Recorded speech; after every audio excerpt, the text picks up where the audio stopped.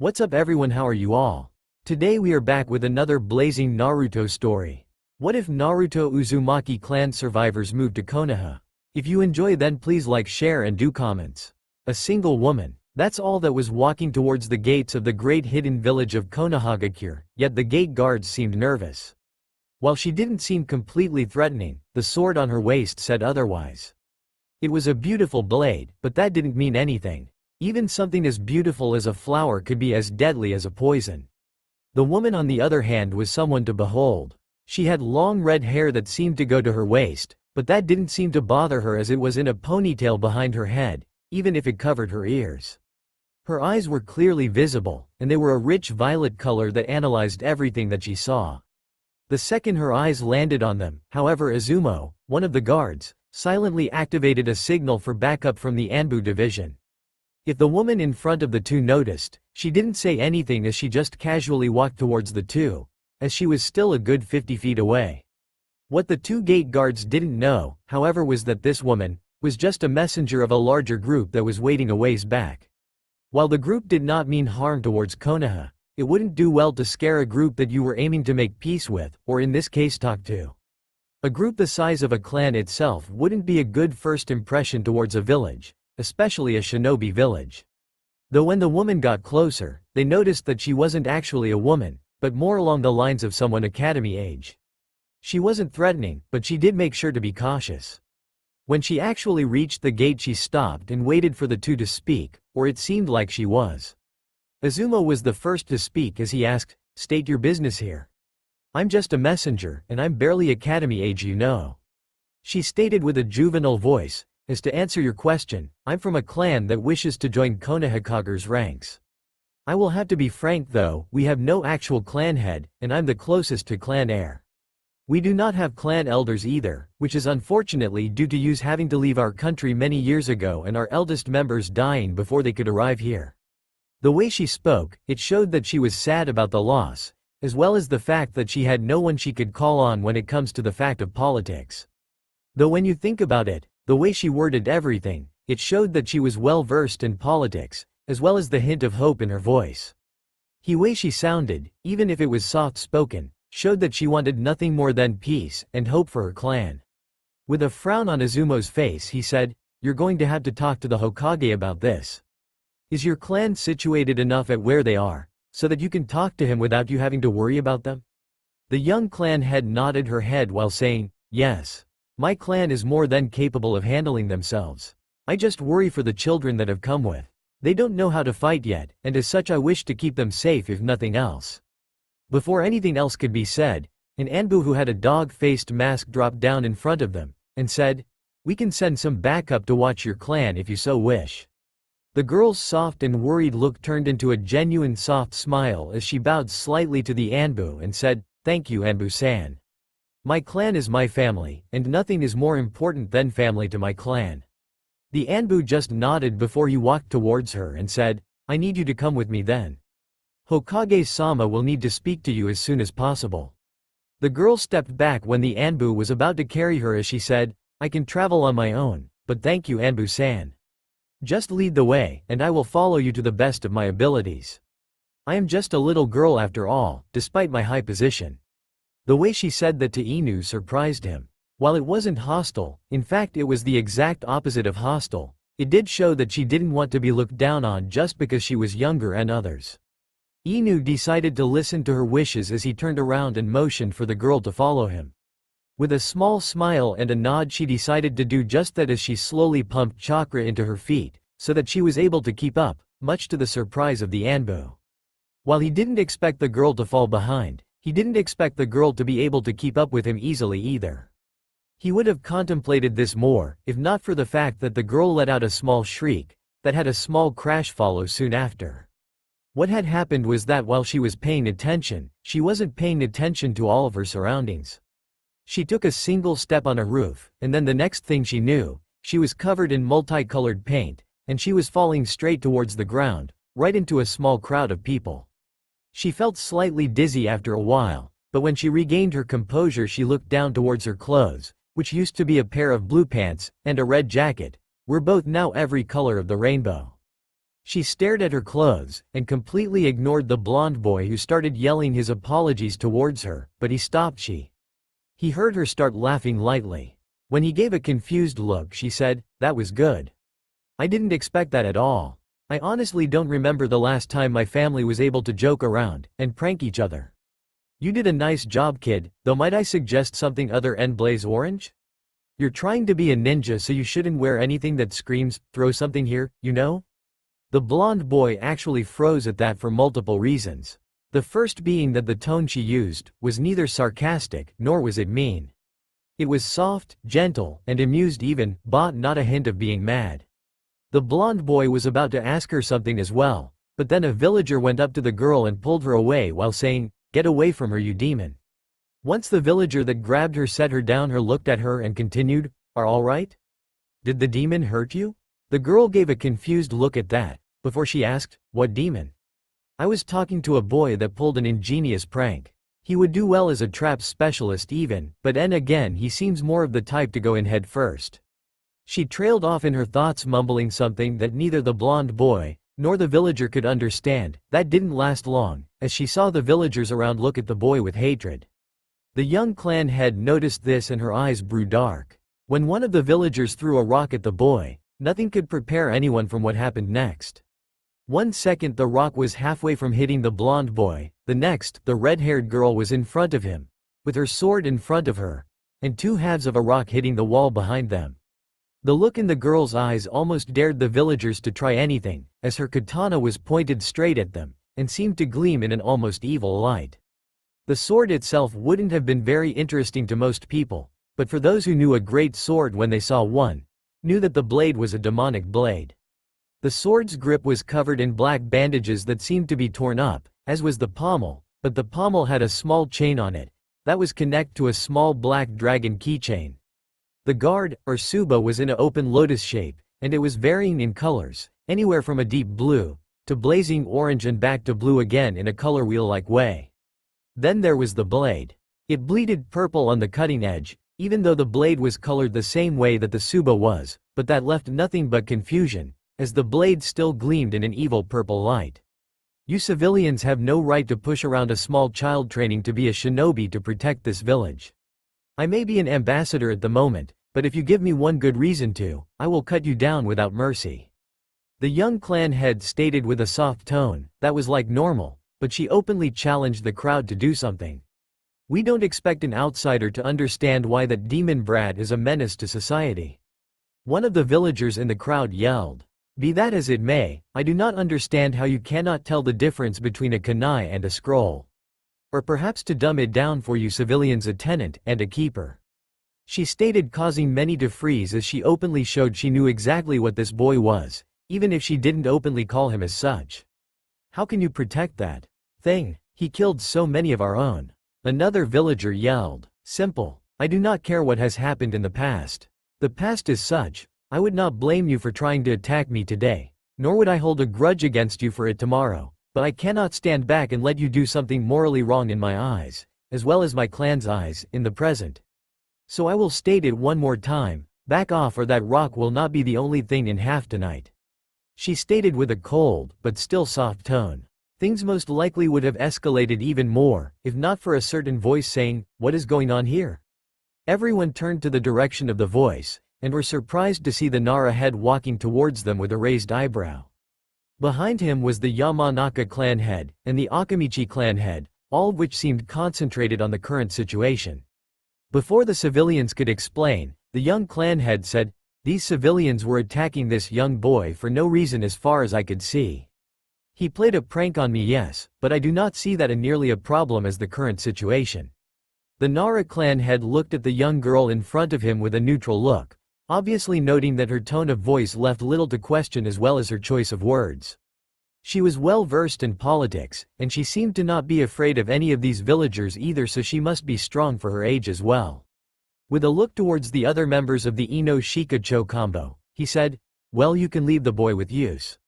That or we can have an Anbu escort both of you two to the Hokage's office." The girl smacked her head at that before saying, "I was supposed to be heading to the Hokage's office before, but I fell after this boy here pranked me." With a sigh, Shikaku Nara gave a glare towards the civilian group, causing them to scatter, before he said, "As troublesome as it will be, I'll take you to the Hokage's office." Troublesome. The girl muttered, "You're the head of the Nara clan, then are you not? Then by process of elimination that means the two behind you are the clan heads for the Yamanaka and Akamichi clans. Before you question me, I have wished for my clan to come here for a long time, and by gathering information of the clans of Konoha, I have ensured that I am not surprised by who I might meet." Shikaku gave an analytical look towards the girl before he sighed, "Troublesome girl. For an ambassador you're smart. Though from the sounds of it you're the clan head as well despite your age. Troublesome girl. If you ended up hurting any of the civilians you know what could have happened, right?" "Yes I do," she responded with her normal kind voice, "but my clan's values involve family before honor, so I could not stand by and watch a fellow shinobi hopeful be attacked by civilians. I do hope they eventually learn the difference between a kunai and a scroll." The young clan head couldn't help but smile at the look that Shikaku gave her after she said that. His eyes narrowed even more than they did before, and it seemed the other two clan heads understood what she said as well as they looked like they were getting ready to attack the girl. Things would have escalated again, if not for a loud voice yelling, "Nay saannn." The next thing anyone knew, the first red-headed girl was knocked into an alleyway, with a loud crash of a trash can following. When everyone looked in they saw two red-haired girls, with one of them being a girl that no one recognized. She had crimson eyes and red hair just like the first, but she seemed to be in a state between angry and worried. It seemed the worried emotions took over as she got off the other girl and yelled, "Don't ever do something like this again. I thought it would be like before all over again." The first girl sighed before she said, "Karen, I understand, okay? Just don't do that again. You could have been killed. There are 3 clan heads, and I bet several Anbu watching us, you know. But Nay-san, I was told to follow you so that you had someone familiar with you." The newly named Karen stated. The young clan head sighed deeply at this before she said, "Fine fine. Can you tell me exactly how many Anbu are watching?" Karen nodded before she closed her eyes briefly. When she opened them again she said, "About 20 Anbu are watching, though that doesn't make much sense. Shouldn't there be at most 15 Anbu due to the masks? Maybe they are S." Karen didn't get to finish her sentence as the young clan head moved in front of her quickly, and blocking several kunai that were sent towards the two. With a deep frown on her face the young clan head asks, "What is the meaning of this? While I may have said some things that could get me in trouble, it did not warrant an attack on us." Almost right after she said that 15 Anbu dropped around them, but it seemed they had no intention of harm to the two redheads as one, the dog-masked one, said, "That wasn't any of us. Your friend may be right. We have some spies. This can wait later though. We need to get you to the Hokage before anything else can happen." Nodding, the clan head turned to Karen and said, "Grab a hold of the bull-masked one. I will be with Inu. No matter what you do, Karen, make sure Bull knows if there are anyone going to ambush him." "Hi Nay-san," was Karen's only response as Bull grabbed Karen, and Inu grabbed the young clan head. Shikaku, being that he was the clan head to the Naras, decided to follow as well since this would eventually affect his clan. With Inu and the young clan head, however, things were not going as well as they should. They were being followed, both knew it, but they didn't know where their followers were. With a frown on her face, the young clan head said, "If you can go faster I suggest you do. I may not be as good as Karen with sensory, I can still feel chakra somewhat, and I feel the signatures closing in." Inu gave a grunt of acknowledgement before he disappeared in a puff of smoke, which meant that he used the shunshin to speed up his progress. Thankfully they reached the Hokage's office before their pursuers could catch them, but the young clan head was even more relieved when she saw Karen was with Bull. Karen seemed just as happy because she gave a hug to the clan head, before the Anbu knocked on the Hokage's office door. When the voice inside said to enter, both of the young girls walked in, but it was the clan head who bowed first and said, "It is an honor to meet you, Hokage-sama." The Hokage gave an amused smirk as he said, "The pleasure is mine. Now who might you be? And what is it you want?" With a large smile on her face, the clan head said, "My name is Kira Uzumaki, and I have a proposition for you, Hokage-sama." The silence in the room was deafening to everyone in the room. The Hokage, Sarutobi Hiruzen, didn't know what to say. In front of him was a living member of the Uzumaki clan. She had the characteristic red hair. Even the girl next to her had the red hair, which means that she wasn't the only one. The problem, however, was the fact that she seemed to have something to talk about something. If she was here, then where was the rest of the Uzumaki clan then? What exactly do you mean, Mrs. Uzumaki? Hiruzen asked the young clan head. I may be young, but I am all that is left of the main family, thus I ended up as the clan head at my age. While I still am juvenile, I am well versed in politics to know you will want something in return for granting sanctuary to me and my clan. Kira stated with a kind tone. I do not accept you to agree, but my terms would be medical and security aid to any in the village who needs it, as well as any military aid you believe that the village will need. In return, I ask that you have one Uzumaki on every genin team that will be in circulation in the year that I would graduate. I do not want to be an exception either, so I will join the academy, so that I can know my generation. Hiruzen leaned forward at this as he asked, so you wish to disrupt our normal four-man teams, but in exchange, you believe we should have one of your clan members on each genin team in the circulation of your year. How about instead I choose which teams, including current circulation, for the Uzumaki to join? I believe the other conditions would be agreed to, but what about the Uzumaki council position that will be made? I will not be biased towards any Uzumaki when the Chunin exams are ready, nor will I give a vote towards myself when I go to the exams as well, if that's what you mean. I have enough knowledge of political events to be on par with anyone in your council. I may not have as much experience, but I will not be denied a position for my clan to the council, even if I must prove to the other heads that I am a reasonable mind. Kira stated with a stubborn look. Hiruzen gave a chuckle before he said, of course. But if you're gone, who would take your place until you returned? Kira gave a small nod at that before she said, in that event I would have Karen here take my place. She may be my age as well, but she knows enough to placate those on the council. In the event that doesn't work either, I would assign Shoku Uzumaki as council member to take my place. Hiruzen looked at Karen for a second, before he then began thinking about the benefits of having the Uzumaki. He knew that by security help they meant seals that would help keep the security of the village, as well as integrating any Uzumaki that would be genin at this point. So long as they could pass the academy test, then it shouldn't be a problem in his opinion. With that in mind, Hiruzen said, I believe the terms for our agreement are perfect, but I would like to ask one of your older Uzumaki members to teach a basic seals class in the academy. I believe that anything more advanced would be release of clan secrets, so only the basics such as a basic storage seal.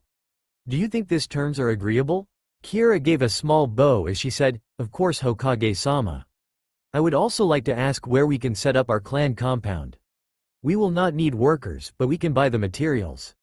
And on another note, we may decide to sell our wares as well, which include different seals, which will be impossible to reverse engineer, and smith work, only armor however, as we noticed a smith shop in town. I do not want anyone whose livelihood is from hard work to go out of business. Noble and smart, she will fit along nicely with the clan heads, but the civilian council will be a problem. Hiruzen thought before he said, that sounds reasonable. Now if you would please His sentence was interrupted as a knock on the door was heard. With a sigh he told whoever it was to enter. Who entered however made both Karen and Kira to stiffen. In walked Danzo. For Kira, it was due to how he looked in general, as someone with that many bandages was either hiding something, or he was seriously injured, but judging by the good use of his other eye it was the former. As for Karen, it was because of how vile his chakra felt to her. She couldn't even describe how vile the feeling was to her. Danzo. What, might I ask, are you doing here? I am currently talking out terms for this young lady's clan to join our village. Hiruzen stated, that is why I am here.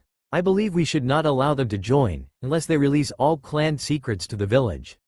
How do we know that they are actually who they say they are? Danzo stated, and instead of the Hokage answering it was Kira. Now listen to me, you mummy. My clan has been trying to arrive in the land of fire for years. We have lost countless clan members to multiple things, ranging from sickness to fighting.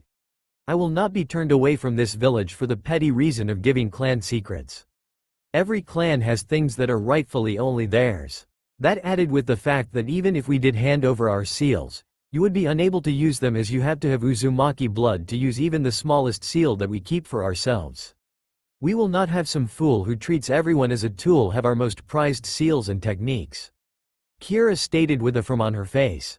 You have no right to interfere, child. Danzo stated with a low scowl. I believe I do have the right. I am Kira Uzumaki, the last of the main house, and as such, the clan head of the Uzumaki clan. I will not bow to the petty whims of a man who has more secrets than I have clan members. Kira stated, not at all afraid of the man in front of her. Danzo looked straight at the girl in front of him before he turned around and started to walk towards the door. Before he left, he said, "You do not want to have me as an enemy, Uzumaki Dono." He sneered at her. In response, Kira stood completely straight and gave a tone of nobility that was far beyond her age, as well as a look that would make even a Hyuga look away. Once Danzo exited the room, Kira bowed towards the Hokage and said, "I'm sorry for that, Hokage-sama, but I could not let him speak to me about my clan as if we were just a way to get the village military strength. We need this home as much as anyone would need a house, so I could not simply stand by." Instead of getting angry, Hiruzen said, "That's quiet, all right actually. I never expected anyone to treat Danzo in such a way. You held your own, quiet a feat for someone your age, as well as basically told Danzo to keep his opinions to himself, as well as not to bother trying to get your clan's secrets. I completely agree with you in that sense. The way you told him off even showed that you knew what you were getting into, and you did it in a way that would not spark war between my village and your clan. Well, don't I have to say?" Kira smiled a little at that, before she handed him the scroll that would bind the contract between the two. It was a blood contract as well, so as long as both parties held up to the agreements, neither would have problems, as blood contracts can kill if you disobey them. After the contract was signed, Hiruzen gave Kira a map for where she could set up shop, so to speak. After everything was finished between the Hokage and Kira, she walked out of the office gleaming. As she was walking, she had told Karen that she should rush back to tell the rest of the clan, while she starts to put up tents at their new home. Karen agreed to it as well, but she did warn Kira to be careful. On the way to the clan compound, she kept hearing something about the Uzumaki brat. As far as she knew, the only Uzumaki that were in this village, or had been so far, was her and Karen. There was also Kushina, but as far as she knew, Kushina died in the attack by the Kyuubi several years ago. As far as anyone knew, she didn't have a child, so who were they talking about? As she thought more, her thoughts kept going to that blonde kid she had ran into earlier. With determination, she went into an alleyway and created a bunch of shadow clones, before having them go towards the new compound. Once that was out of the way, she started to walk around town looking for him. While she may not have been as good as Karen with sensing, she was good enough to feel out chakra of anyone Chunin level or more. That being said, there was a huge chakra source somewhere in what she could tell was a red light district.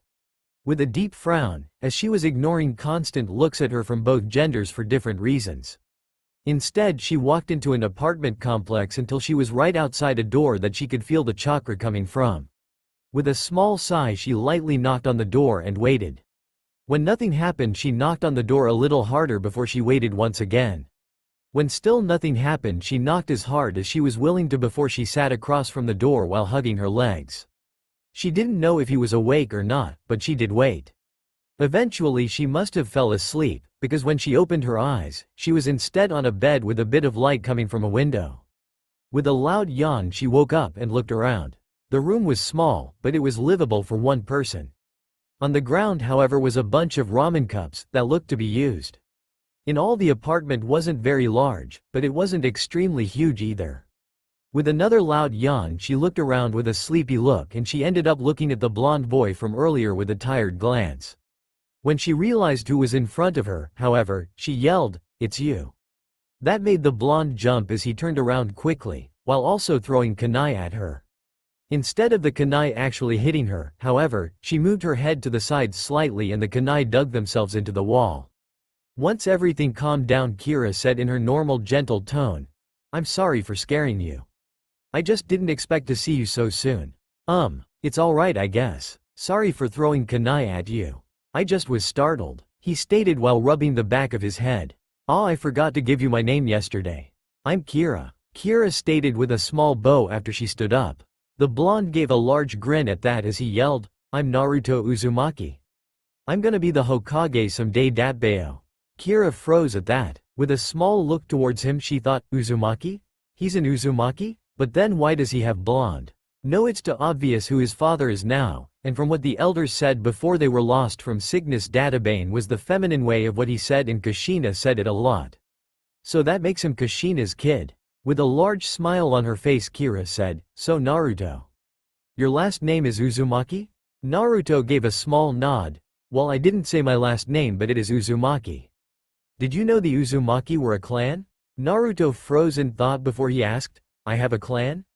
Kira nodded at that as she said, "Yep. I'm the clan head. If you're Uzumaki though, that means that you are a part of my clan." "You mean I have some family?" Naruto asked with a quiet tone. Seeing that he was having trouble processing what was said, Kira walked up to him and gave him a huge, "Yep. I'm your cousin actually. I don't know why, but no one told you of your mother. I'm your mother's sister's daughter. Welcome to the family, Naruto Uzumaki."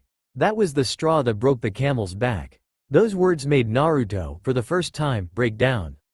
Kira in response comforted him to the best of her ability as he seemed to let all his emotions loose. Kira didn't know what the villagers had put him through, but she knew for sure that she was going to get Naruto into the clan whether the council here liked it or not. When Naruto finally calmed down, she sat in front of him as he was on the ground.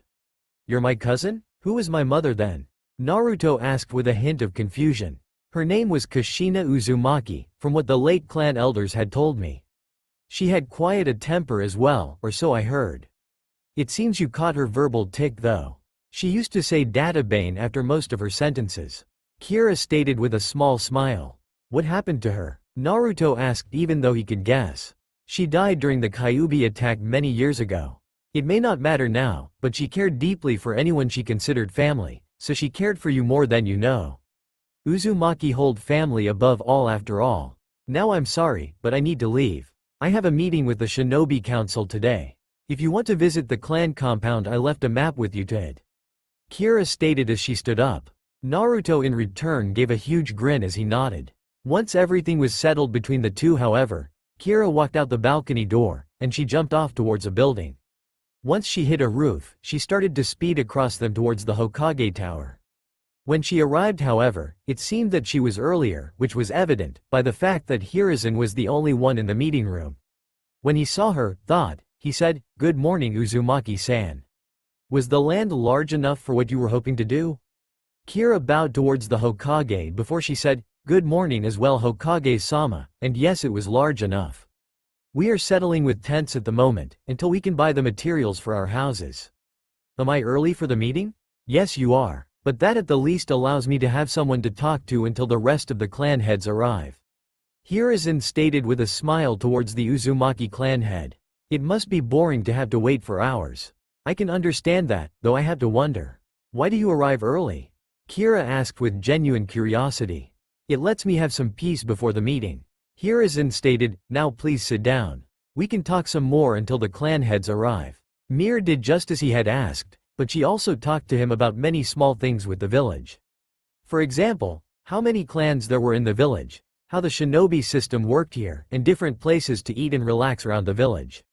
Soon enough, however, they had to hold off on what was most likely the only peace they would get with this meeting, as clan heads filed in. From what Kira could remember, she saw an Inuzuka, an Akamichi, a Hyuga, and an Aburame for the obvious clan heads. The others she didn't recognize right away, thought she did recognize Shikaku from yesterday. Once everyone was seated, the Hokage cleared his throat to get everyone's attention. "Welcome everyone. Now on to business. We have a new face on the council as we recently gained a new clan. Today's meeting is for relations between your clans and the new clan." Hiruzen stated before motioning towards Kira. While she may not look like it due to her age, she has plenty of skill in political matters. His high decided to talk at this point. "And what is that name of your clan?" "Uzumaki," she stated with a hard look despite her soft tone. "My name is Kira Uzumaki and I am the clan head for what remains of the Uzumaki clan of Uzushiogakure." Shikaku, who was leaning back in his chair, chose to ask, "So you're what remains of the clan? How many people do you have?" "We have roughly 60 people. We have both seal experts, medical experts, smiths, and other specialists in various arts, including kenjutsu." Kira answered. "Why is it you here and not a clan elder?" Shibi Aburame asked. "I'm all that's left of the main family, and all of our elders died of multiple reasons on our way here trying to get to the Land of Fire. I may be young, but I know enough about politics to be able to understand any problems I might run into with your families.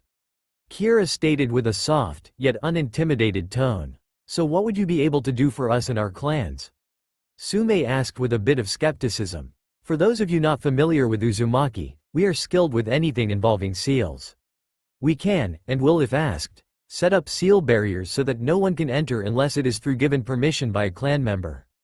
One under Genjutsu will not be able to enter either as to prevent anything getting leaked out from inside of the clan. Kira stated with a confident tone. Another one of the clan heads was going to ask another question, but before they could the door opened and in came the civilian council. One of the council, a woman who had gray hair, but didn't seem that old, came in and said, "Hiruzen. You forgot to tell us of this meeting."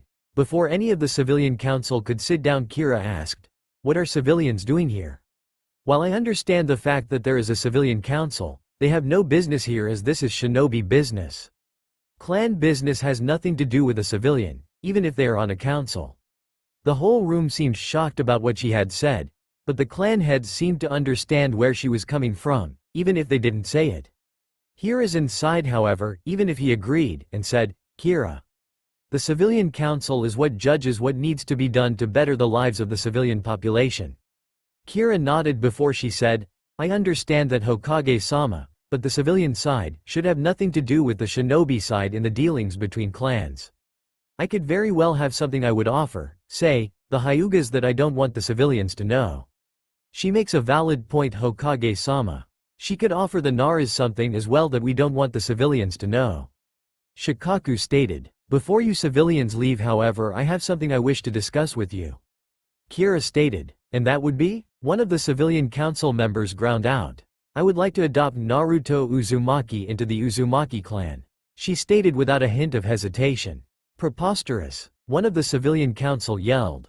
"You have no right to," another began but was stopped as Kira's red hair started to flow behind her in a way that was familiar to anyone who knew Kushina. "I have no right?" Kira yelled as she stood up from her chair. "I have every right.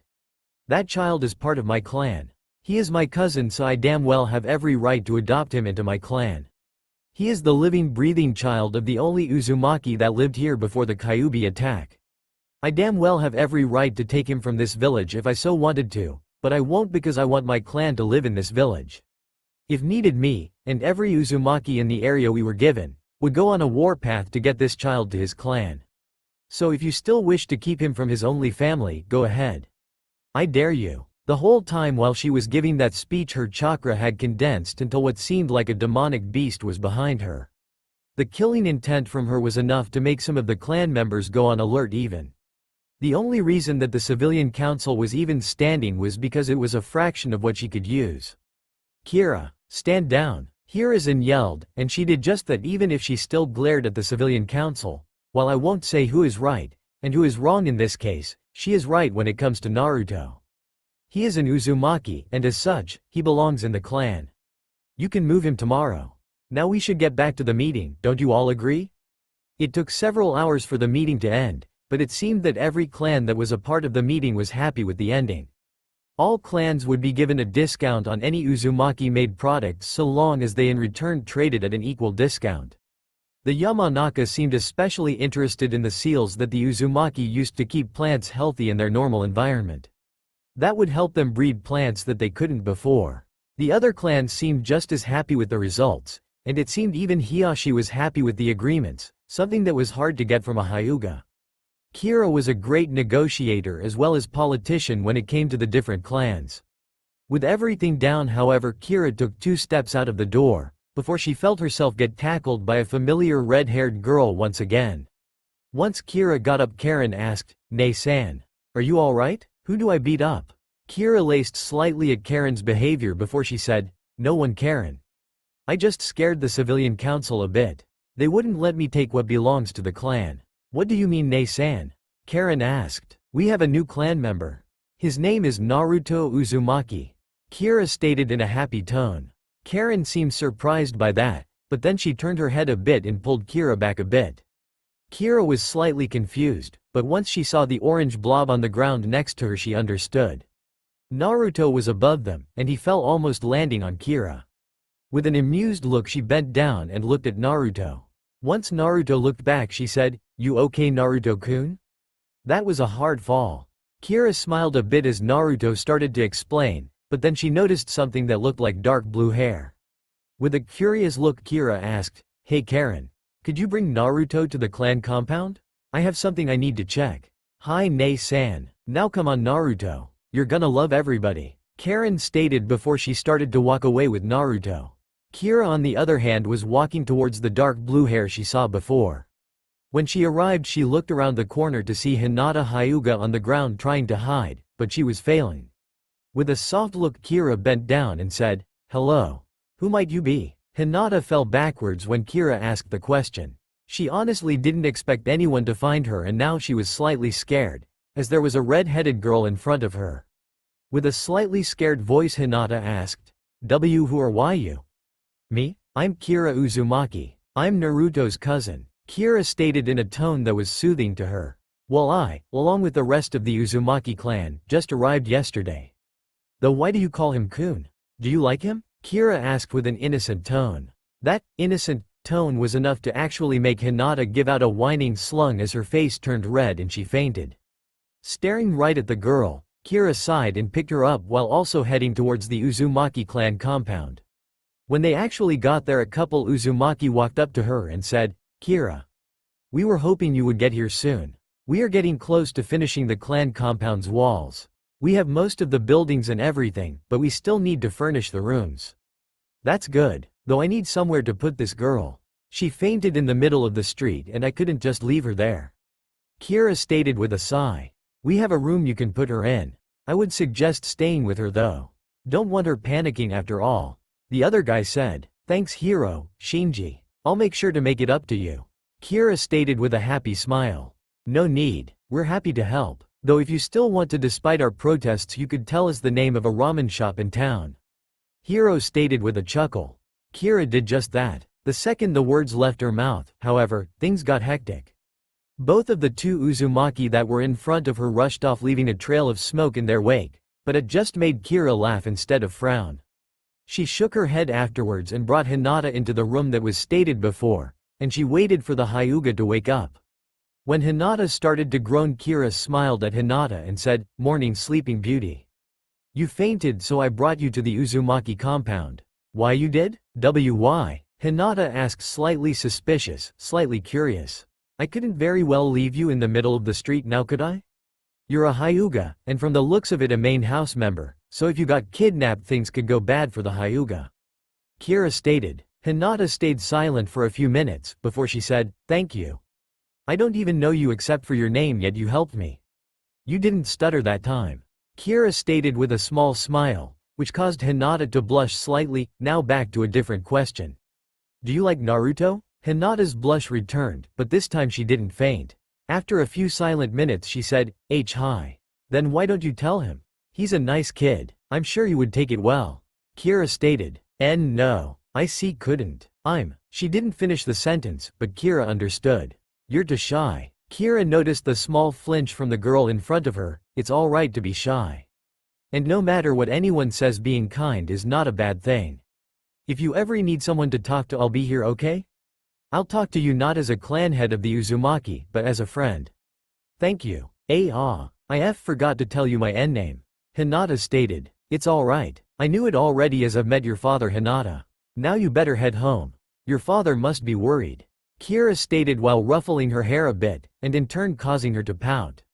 Kira laughed at Hinata's expression, but she soon said goodbye to the girl as she started to walk around the clan compound with a small smile on her face. The whole place was looking nice, and she could literally feel the power of the seals that were put on the houses. No one would ever be able to enter another Uzumaki's home without their permission, or if they were great friends of the family. The fact that the seals were in place was enough reason to put a smile on her face, but when you add the fact of how the Uzumaki were acting when it comes to their new home, it brought the smile on her face out even more. The main reason being that every single Uzumaki was celebrating finding a place to live for once instead of having to be weary of everything. Every single family member was laughing and smiling for real, while also playing or mock fighting. In the end it was enough to give a genuine smile to the last of the head Uzumaki family. The smile on her face was wiped away quickly, however, when someone was thrown into her. When that happened, one of the small children started to pale before she screamed, "Kira got hit. Run for your lives." The chaos that ensued would be called one thing to most people, but to an Uzumaki, it was a normal day. For Kira, however, it was her time to teach the younger generation not to piss of their elders. Needless to say, the building date for the houses was set back a couple of days due to a rampaging Kira. The next day, when everything calmed down, it was the day that the Uzumaki joined the academy classes. She didn't know which class she was going to be, but she did know that she was going to be in the same class as at least 2 other Uzumaki. She hoped that Karen was a part of the group that was going to be in the same class, but you could never be sure. With one last sigh, Kira walked towards the class that she was supposed to go to, and was happy to see Karen was there along with another Uzumaki by the name of Shiro. When Shiro saw Kira, he seemed to pale a bit, but when Kira just gave a gentle nod, he calmed down. Without waiting for the other 2 to say anything, Kira walked up to the door to the classroom and knocked on the door. They waited a few seconds until a chunin who had his hair in a high ponytail and a scar on his face opened the door. He smiled at the sight of the children, before he said, "Ah, welcome to the class, kids. I'm Iruka. I heard you're part of the new Uzumaki clan. Got to say, ever since you guys came here, Naruto has calmed down a bit." Kira gave a confused look as she asked, "What do you mean by that?" "He used to be a rebellious kid, who didn't listen to anyone. Ever since you guys came, he's been happier, I guess. He doesn't skip class as much, and he seems genuinely happy." Iruka stated with a smile that actually seemed genuine. "You must have been one of the better people with behavior towards him. Then as clan head of the Uzumaki clan, I must thank you for taking care of one of our own." Kira stated, causing Iruka to freeze. "You're the clan head? But you're my student's age." Iruka stated with a confused look. "Nei-san is the last of the main family, so she was put as clan head because of it."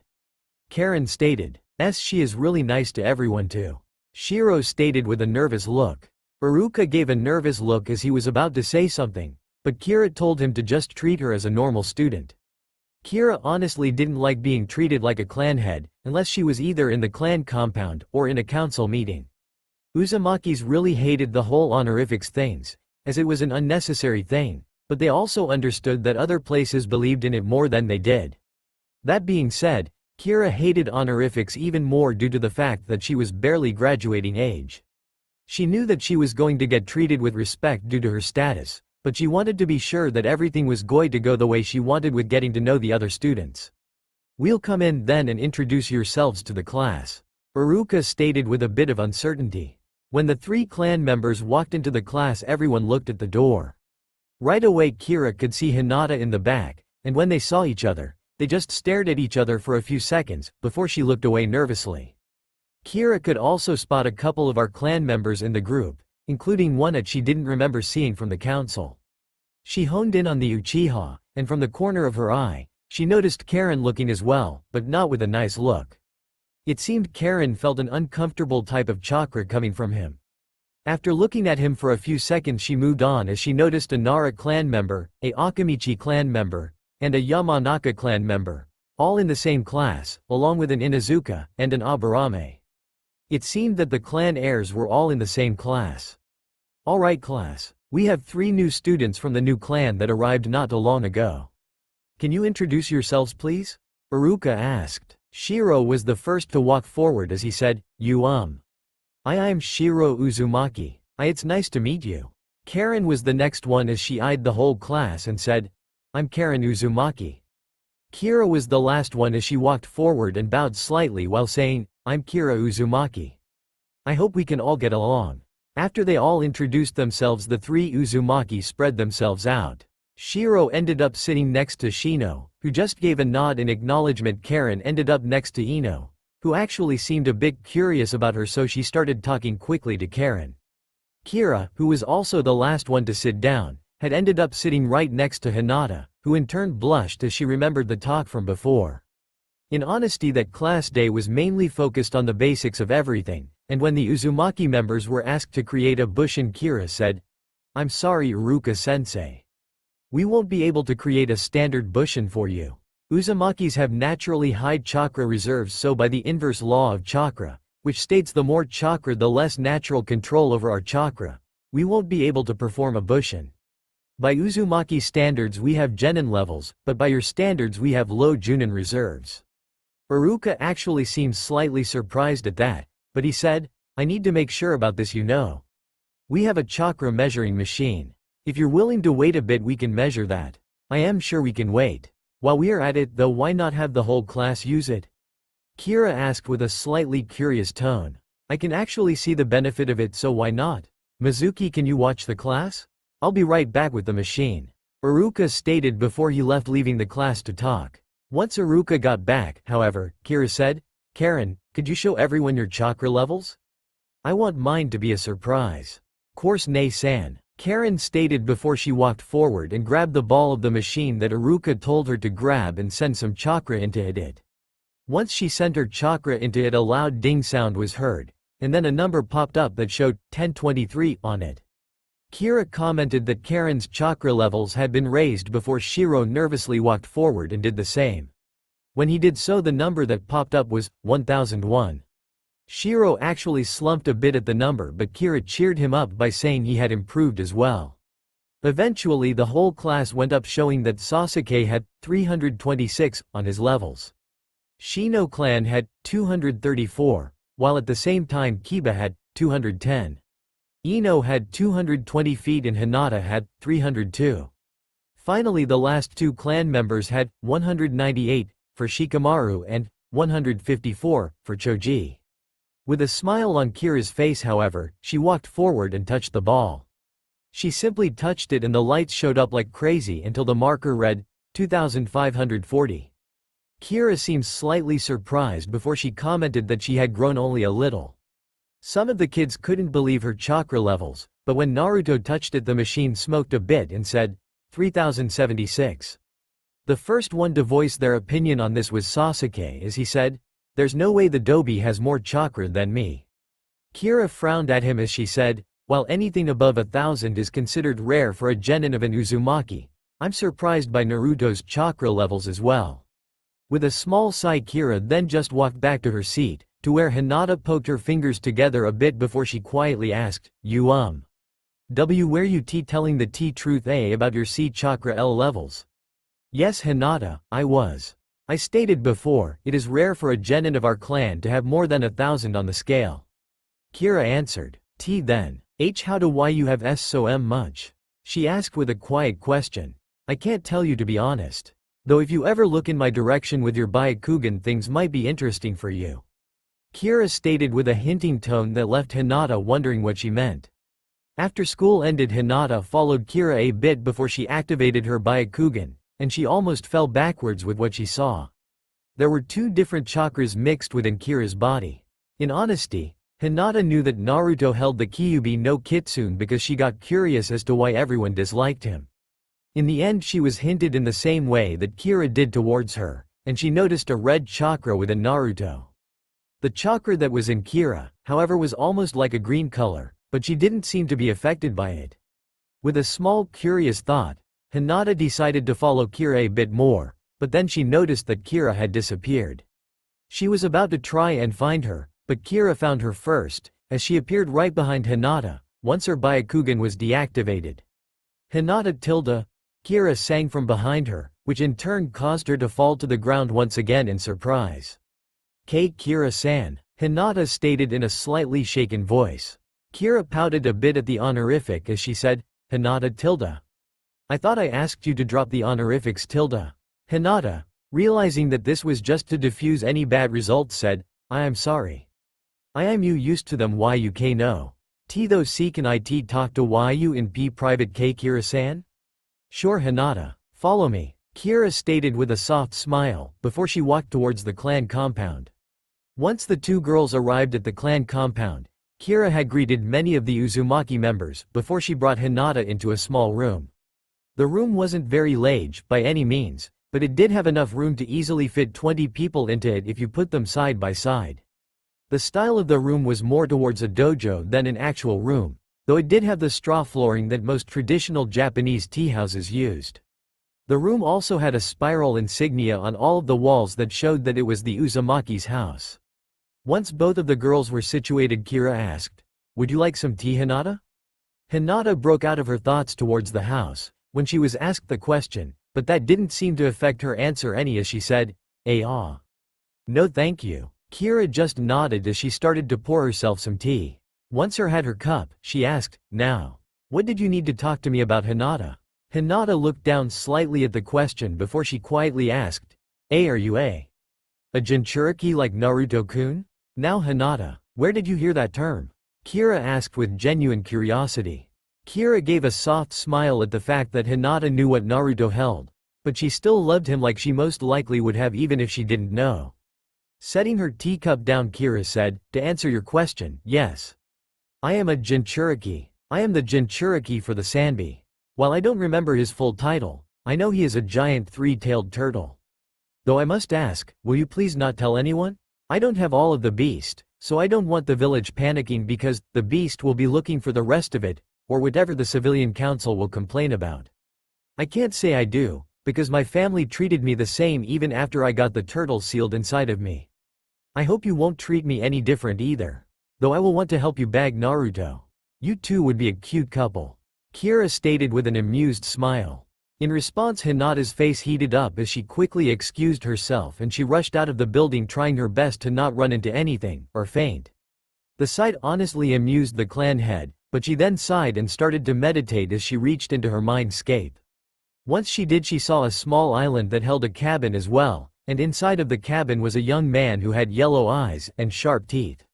He didn't seem to be doing particularly anything, but when Kira walked up to him he said, "Will I ever be whole again before you die, Kira-san? I promised you that I would, didn't I? I just don't want you to have the fate that is expected. We have heard bits and pieces of what the world would have looked like if we were not here, and I have to say, I will do everything to protect you. Just like my mother, who came from another world, protected me. I will help you, Isobu," Kira stated with a hard look in her gaze that showed she would do just what she said. 14 years earlier, 2 months before Kyuubi attack on Konoha, a young woman with deep red hair is by herself on the path towards the land of fire. She looks closely like what Kira looks like, except she has a large scar that goes from above her left eyebrow to the right side of her chin. Despite the scar, she does not look ugly or marred by most people's standards. Instead, she is like an embodiment of strength despite her torn-up war vest. On her hip is the same sword that Kira had in her possession, as it barely hangs by the loop she put it in. Despite the damage on her, however, she was barely harmed due to the lack of physical injuries. A few feet behind her is a caravan of roughly 70 people, ranging from the old to the young children. After a few more feet of walking, the woman stops and says, "I know you're there. State your name and village or I will be forced to treat you with extreme prejudice." Out of the bushes come close to 30 rogue Kiri shinobi, by the fact many decided to ignore orders and pursue the rest of Uzu's legacy themselves. All of them were obviously only Chunin rank, but those odds were still formidable for one Junin rank Uzu Shiogakure nin. The Kiri nin, who was obviously the lead, gave a lecherous look before he said, "Well, didn't expect to see the red demon. Could have sworn you died in the fall of your pathetic village." "Pathetic village, you say? Yet how is it we managed to hold of the combined force of Iwa, Kumo, and Kiri without backup for more than a month, and all the while slaughtering thousands of your men?" The red demon asked with a completely neutral expression. One of the men behind the leader gave a growl, before he was about to throw a kunai, but before he could, his lead stopped him and said, "Baka. Don't you see she's baiting you?" "Distraction actually," a neutral voice stated before the head of leader, and several arms of the other nin fell off before anyone knew what had happened. The following fight couldn't even be called that, as none of the Kiri nin managed to scratch or react in time before the red demon's blade connected to a vital area and killed them in an instant. The second the bloodbath ended, the demon used a seal that completely cleaned off any of the gore from the road so that the children didn't have to see it. Once that was finished, she walked back to the caravan and said, "We are being followed. If you encounter anyone, do not under any circumstances attack without me being there. I don't want to lose any of you. Not after what happened to Uzu." One of the Chunin rank Uzumaki, who was named Kuniya, smiled at that before she said, "Gotcha, Taiko." Kuniya looked to be around the same age as the woman who was leading the caravan, and she had a deeper shade of red hair.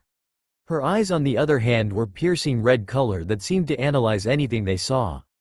Her skin was a deep sun-kissed color that suggested it was her natural tone, along with her hair being it what could only be in what is called dreadlocks. She usually wore a black chunin vest that had a large Uzumaki spiral on the back. Along with the vest she wore a mesh shirt underneath, as well as a pair of black pants and shinobi sandals. On the hip of her right leg was her weapons pouch along with the bandages. Finally, to complete her look, she wore her Uzu Shiogakure headband around her neck. The taiko gave an amused look before she said, "Kuniya, how many times have I said it? Just call me Shiba. Calling me taiko just feels weird, especially when we grew up together." Hi, taiko tilde.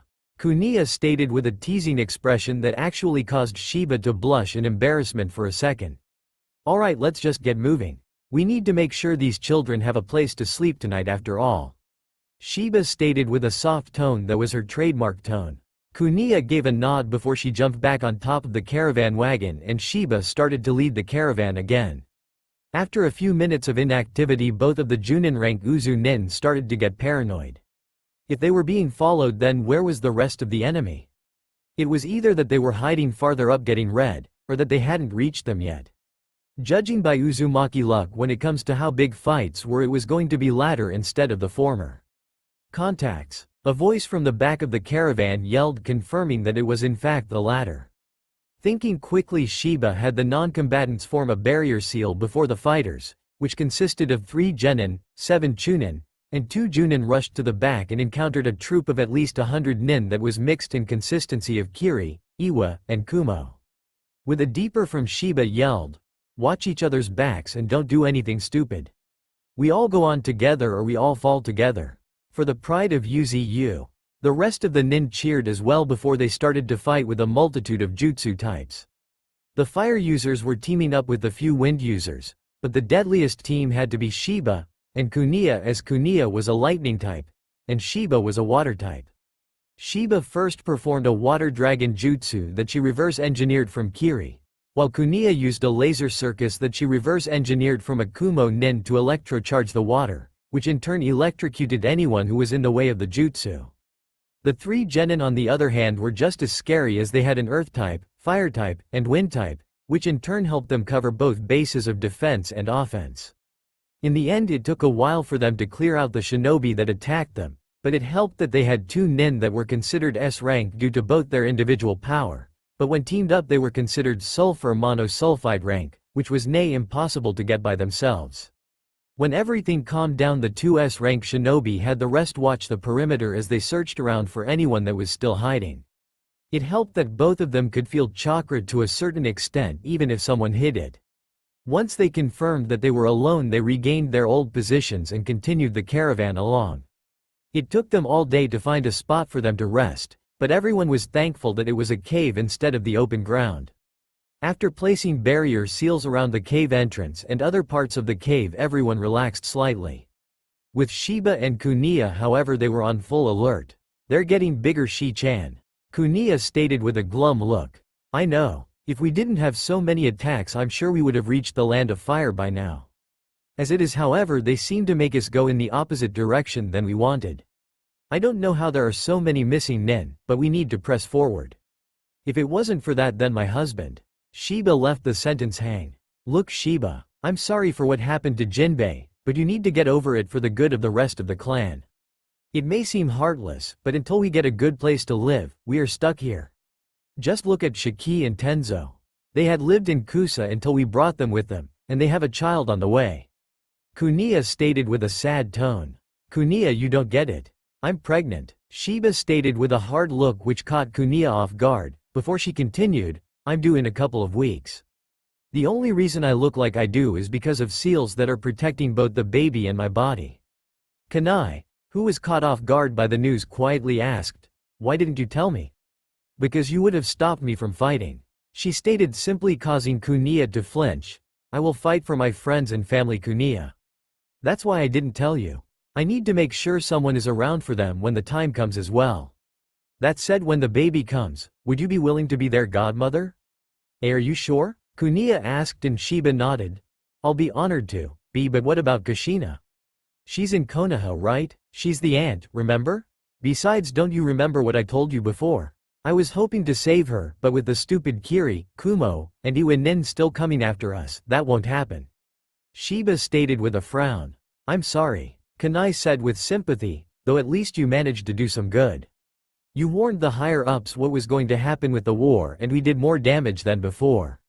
That and at the least 200 Uzumaki are now spread throughout the elemental nations. Yeah, I did do some good at least.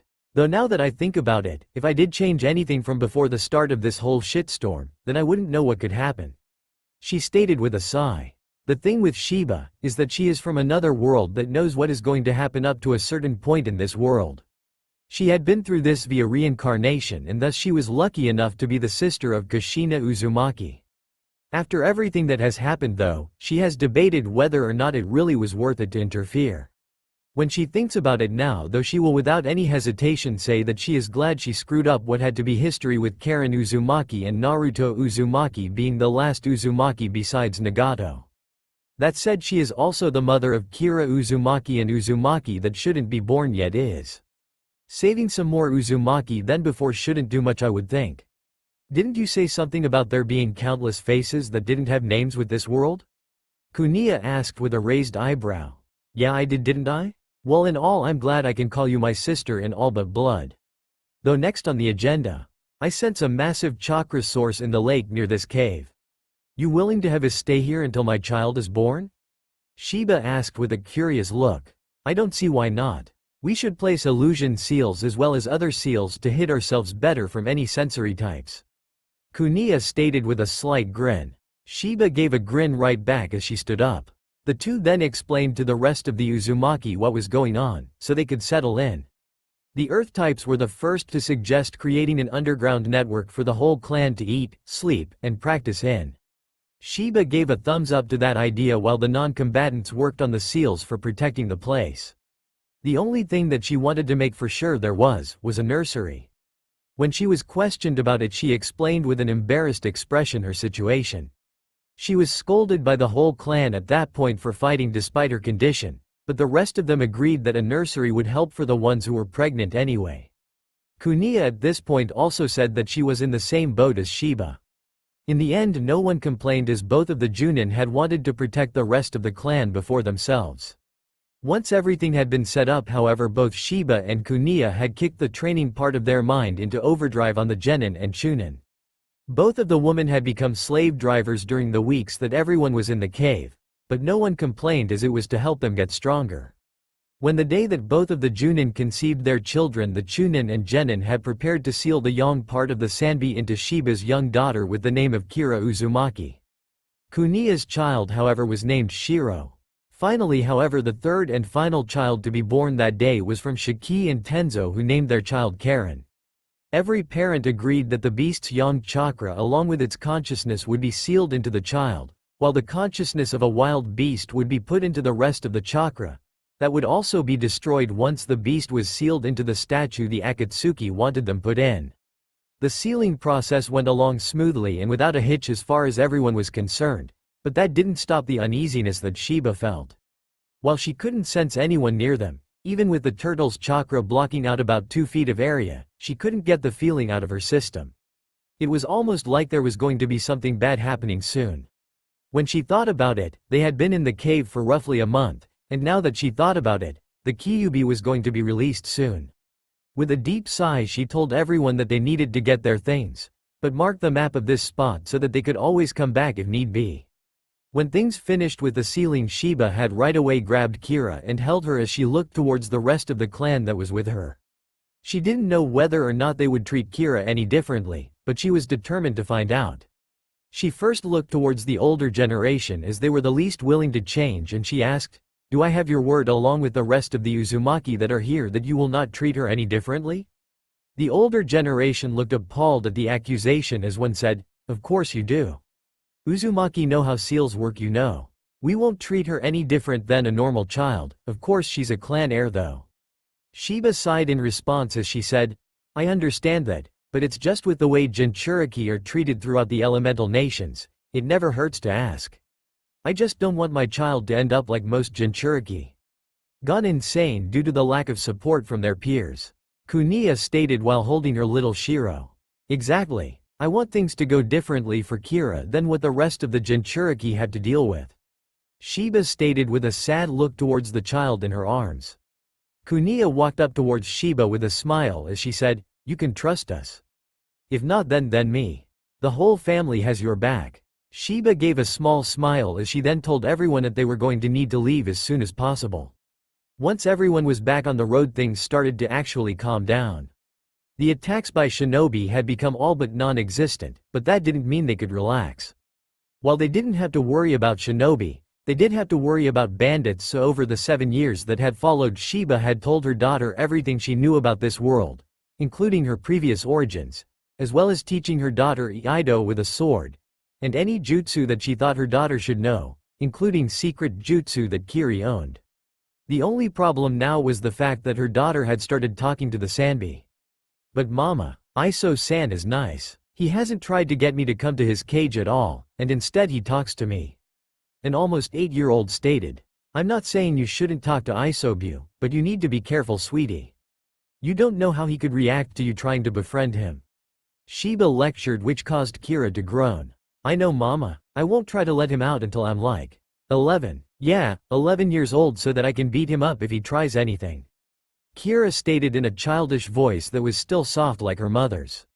"Whatever you say, sweetie. How about you go play with Shiro and Karen? Mama needs to talk to Auntie Kuniya for a minute about ninja stuff, okay?" Shiba asked with a soft smile. "Okay mama," Kira stated before she rushed off towards Shiro and Karen, both of which were playing a card game where it seemed Karen was getting more and more pissed off due to a losing streak. Kuniya laughed a bit as Karen finally screamed in anger before she kicked the deck of cards, only to fall backwards and land on her back. The scene amused both parents, but Kuniya asked, "So what is it you needed, Auntie Kuniya, for?" "I'm going to be heading out by myself for a while. 7 to 8 years at most," Shiba stated with a hard tone. "So it's finally time, huh? I'll take care of the rug rats, no need to worry there. With Karen's parents gone, though, things might be harder. You don't need to worry. Your little brat will be just fine," Kuniya said with a small smirk. "I'm sorry to just drop a bomb like that on you, but I'm worried. I need to sort things out, you know. I promise you I'll be back," Shiba said with a smirk towards Kuniya.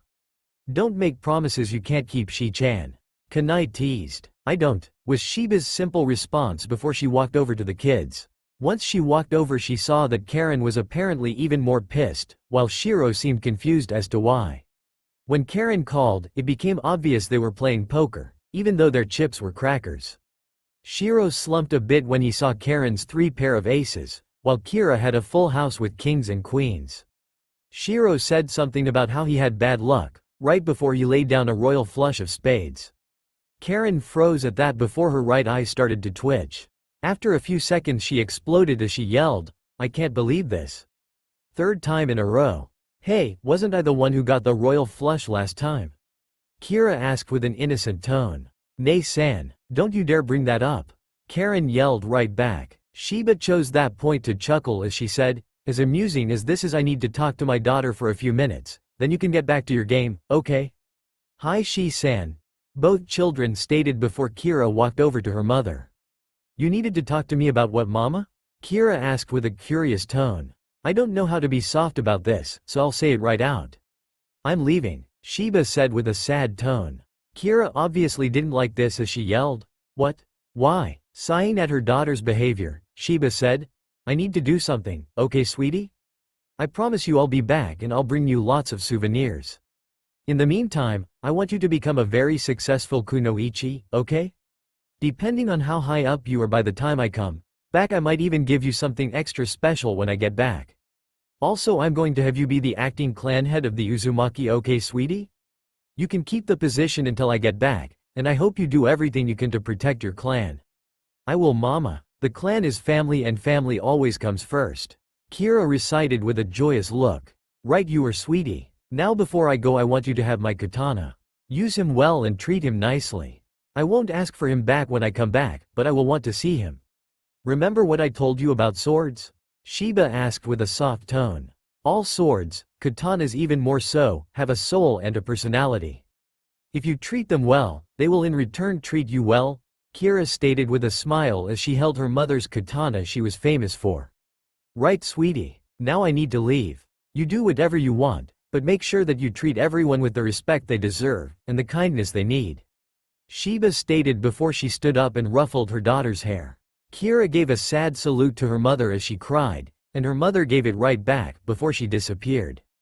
Kira put the sword onto her belt loop for her sword, and she fastened it there, before she looked at where her mother was one last time. With a strengthened resolve, Kira started to order everyone around so that they knew they were going towards the land of fire so that they would arrive at the same time the Uzumaki arrived at Konoha all those years later. 6 months after Uzumaki arrived in Konoha, Kira, Shiro, and Karen were all walking towards the academy with Naruto nowhere to be seen. They didn't know where he was, but they didn't worry about him in honesty. In the 6 months that the Uzumaki had arrived they had taught him different things, including the Uzukai Taijutsu style, which consisted of quick and agile spiral-like motions that was like flowing with the wind. The Hyuga in many cases had accused the Uzumaki of copying the Juken stance, but it was honestly the other way around. The Uzumaki had been around a lot longer than the Hyuga in a clan environment, and the Uzukai was the base for Juken. Of course the Hyuga didn't believe it and they continued to think that they were superior compared to the low-born fools known as the Uzumaki. Of course the only Hyuga that the 3 Uzumaki knew that wasn't like that was Hinata, and she seemed to actually struggle with the Juken in a way that seemed like she was doing something that her body didn't want. When Kira saw that, she almost right away decided to talk to Hinata about it. As she asked Hinata questions about the Juken that were not invasive about the actual style of fighting, she found out that the Juken actually wasn't natural or correct for Hinata. After a few more questions, Kira told Hinata to channel some chakra into a piece of paper that she had with her. When Hinata did, it became unsurprising when the paper ripped in half. It's just like I was thinking. Hinata, the Juken is based for an earth style, isn't it? Kira asked nicely to Hinata. Don't worry about expectations. If you worry about them you'll never grow. It may take a while, but I think you should make a new fighting style by incorporating agility and speed instead of solid blows and strong stances. Kira said with a smile. Hinata took it to heart, and not even 2 months later, Hinata had started to use the new style of the Juken that she had created. It was obviously still a work in progress, but it was also obvious that it was by far better for her than the other style. In honor of the Uzumaki who helped her, even Hinata called it the Uzuken, spiral fist. Not to be mistaken for Uzukai. The styles were similar as well, but not the same. The biggest difference was that the Uzuken focused on quick movements and speed, while it still did use spiraling movements to dodge, or get behind the enemy. The Uzukai on the other hand was completely spiral movements that also mixed in solid hits, speed, and a couple of other factors that were hard to see. The first time Hinata used the in-progress version of the Uzuken, it was against Kiba Inuzuka. After first, Kiba, as always, boasted about how he had gotten better and that he was going to win. That was quickly shut down when Hinata spiraled to the right out of the way of the punch Kiba sent, and she hit the 3 major tenketsu on his back, temporarily paralyzing him. The whole schoolyard was silent at the fight that didn't even last 4 seconds as Iruka slowly stated that Hinata had won in an unbelieving tone. After that, Kira had confronted her about the fighting style, and Hinata told her. No, it's fine really. It's just I didn't expect that. It's a good idea, but you should incorporate more of the Juken into it so that you can still have quick and solid strikes with your quick movements. Kira stated with a smile, which Hinata returned slightly. In honesty, Hinata was a lot better than she was thinking she was, but that didn't help that she was lacking in self-confidence. With Kira's help though, she did help Hinata enough that she didn't care about what the elders of her clan thought about her. What surprised Kira though was the fact that her mother had picked her up at one point from school. While Kira didn't express it, she knew her own mother had something to do with it. In honesty, it was a good thing, as Hanabi, who had joined her mother, acted nicer to Hinata than what was normal in the original timeline. With a soft but sad smile, Kira walked away from the area after saying goodbye to Hinata. Getting back to the present however, today was the day of graduation. Kira had noticed multiple times that one of the teachers was sabotaging Naruto's tests, and she was determined to stop the teacher this time. After teaching Naruto how to get out of illusions, she told him to be careful today. The only problem now though was the fact that Naruto was nowhere to be seen. With a deep frown on her face, Kira walked into the school, and the second she did, she, along with the other two Uzumaki who were accompanying her, had been grabbed by their ankles, before they were pelted with paintballs. By the time they were done, all three of the Uzumaki were hanging upside down, colored bright blue, pink, and green respectively. Naruto tilde, Kira said in a sing-song voice that promised pain when she got him. After a couple of minutes and a change of clothes, Kira, Karen, and Shiro had all walked in with a beaten-up Naruto tied up behind them. When Iruka saw that, he sweat dropped and asked, "What did he do this time?" "Painted me green, Kira pink, and Shiro blue. He deserved it this time," Karen stated with an angry tone. Iruka laughed nervously at that. It was a known fact that you don't mess with an Uzumaki, especially a female Uzumaki, unless you want pain. That said, Iruka nervously said, "Jay, just take your seat so we can begin the tests." Kira sighed at his tone, but did nothing else as the other two walked to their seats, and she did so as well. She didn't know what the test was going to be about, but she did know that she was going to do. She was going to make sure that no matter what, Naruto passed. As far as she was concerned, it didn't matter if she passed, but it did if Naruto passed.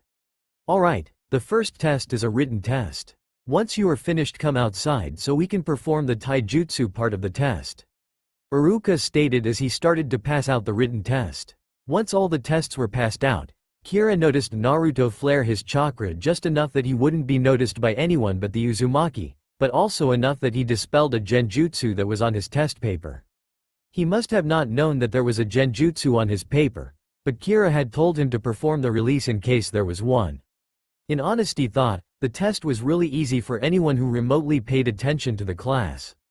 It was really easy for the rest of class, to the point that Shiro, the resident Uzumaki tactics genius, who could give a Nara a run for their money, had finished almost a minute after the test had begun. Karen quickly followed as the third person to finish right behind Sakura Haruno. The test dragged on to the point that the last one to finish of the group that would eventually become the Rookie 12 due to the addition of Uzumakis was Shikamaru, but that was only because he didn't want to work that hard. Once everyone had finished with that part of the test, it was time for the next part. When everyone was finally out, Iruka said, "Alright. Next is the taijutsu part. First up, Uzumaki Karen vs Uzumaki Shiro." Karen, who heard Shiro's name, groaned and said, "I have to fight Shiro." "Great. Does this test decide if we pass or fail, Iruka-sensei?" Iruka, who was confused as to why she was asking, said, No it doesn't." "Why?" "Because I'm going to lose," Karen said simply as she walked towards the fighting circle, while pushing her glasses up. Shiro nervously walked up as well, before they both looked towards each other and bowed. Once Iruka started the match, Karen rushed forward as she tried to attack him quickly. Shiro then, by what the others saw, barely dodged, before he moved in a circle and hit her in the back with both elbows. Karen stumbled forward a few feet, but she tumbled and spun on her back to face Shiro again. With a frown on both of their faces, Karen carefully walked forward again, but Shiro rushed this time, and even before she moved, he ducked under her fist, and hit her 3 times in the stomach with palm strikes. While she was trying to recover, he moved forward once again and hit her in the chest with a palm strike, which in turn knocked her over. Shiro then finally jumped onto her stomach and put a fist a few inches from her head. The whole fight ended in a little more than 20 seconds, but it left everyone, aside from Kira, speechless. Iruka, who was the first of the teachers to recover, said, "That's enough. Shiro, why don't you show this much effort in normal classes?"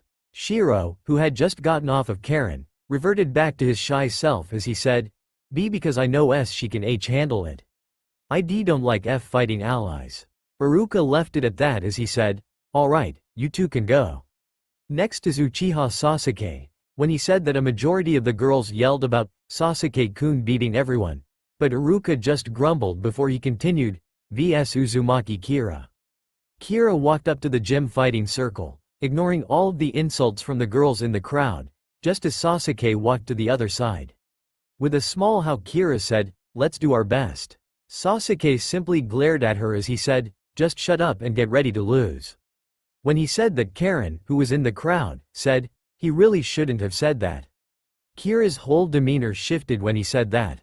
Within a second her soft and gentle personality turned into a cold, hard, and rigid warrior's demeanor.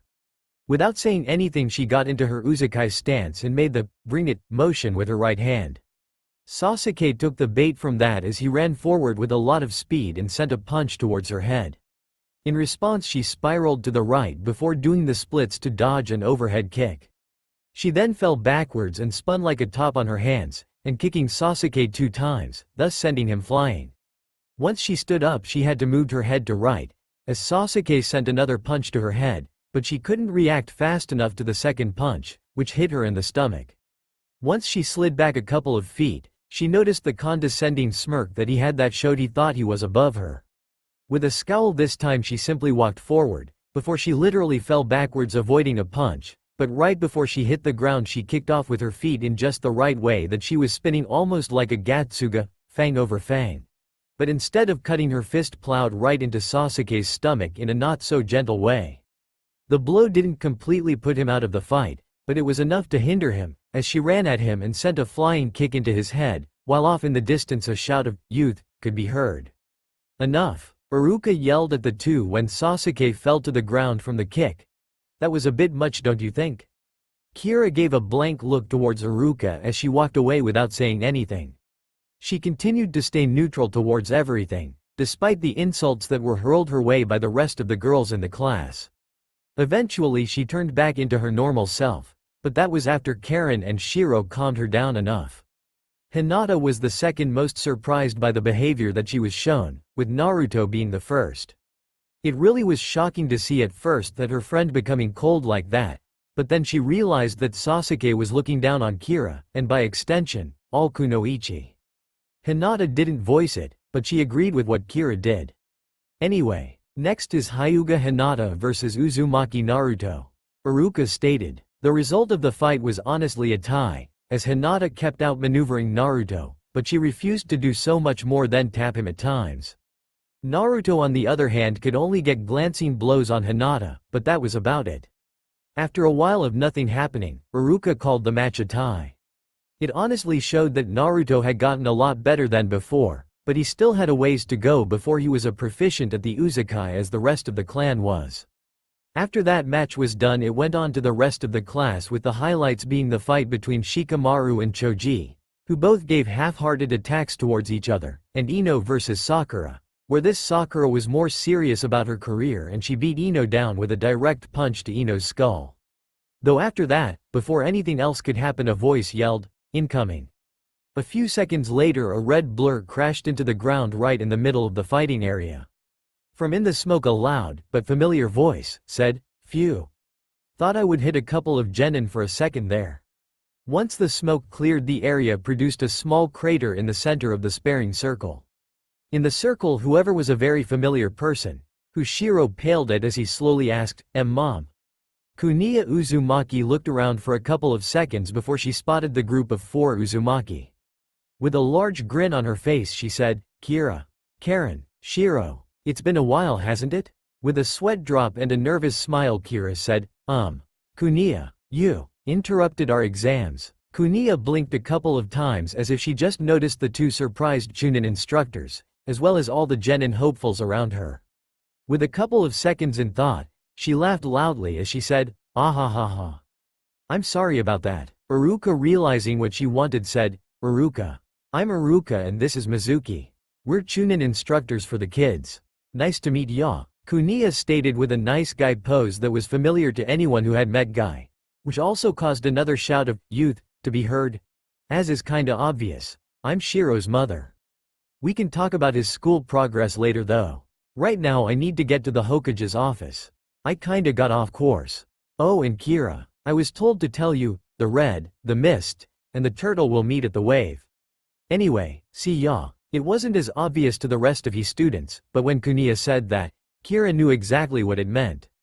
It roughly meant that her mother was waiting in Nami no Kuni for her along with whatever team she gets sent on. That honestly gave more of a resolve for her goals, as she now knew where her mother was, and she was bound and determined to talk to her mother again, along with getting her mother to come home with her. Even if she didn't belong here it didn't mean anything. She was going to do whatever she needed to get to Nami no Kuni. Anyway, getting away from our current interruption, we now need to go over the jutsu part of the test. Iruka said, getting everyone's attention, the test will be on the Bushin jutsu. Kira, at this point, started to curse herself out. She had forgotten about the Bushin part of the test. All three of the other Uzumaki knew the Kage Bushin, but Naruto didn't. That meant he was going to fail, and wait. This could end up as a good thing. For one, it could help bring Hinata and Naruto closer, as well as having Naruto understand that having a beast inside of you didn't mean that you were evil. I mean, looking at herself, Kira understood that she wasn't a demon just because she was a Jinchuriki. With a small sigh, Kira told the other two about her plan, and they almost immediately agreed. They both knew about the fact that her mother knew about things in the future, and they agreed that Naruto and Hinata would look good together. Sure, they didn't like the fact that Naruto wouldn't pass, but they understood why they had to leave him be. As it was not only because of the fact that if he didn't, then he wouldn't find out about the Kyuubi, and he wouldn't find out the truth about Mizuki. Once the actual tests were done, all three of the Uzumaki tried to comfort Naruto, but he wouldn't have it, as he said that they were just like everyone else. That actually pushed Kira over the edge as she slapped Naruto and said, "You think you're the only one who feels like they aren't wanted? Think again. Maybe you'll find that someone cares for you more than you think." Naruto shrunk under her glare, but it didn't last long as she turned and left without even looking back. When Naruto looked at Karen, she glared at him as well, before she ran off as well after Kira. Shiro was all that was left, and he said, "Why, you've got a good C compared to their C childhood. I'll talk to you later." And Naruto. Naruto just stared as the Shiro ran after the two female Uzumaki, and he was left to think over what had just occurred. With an even deeper sad look, he walked away and ended up right in front of Mizuki. The bait was set. With Kira, she was inside fuming. They had done a lot for Naruto, and he had the gall to say that they were like everyone else? She was going to give him the silent treatment for a while, but at the moment she had something more important to do. Right in front of her was Hinata, and it was later in the day, so it was already close to the time that Naruto stole the scroll. "Hinata!" Kira yelled as she ran up to her and started to breath a bit, as she had been running throughout the whole village looking for girl. "Hinata! Thank Kami I found you before you got home." "Kira-san, why did you look for me?" Hinata asked in a soft tone, that despite her work on stopping her stutter, showed she was still shy. "I wanted to ask you if you wanted to go somewhere with me.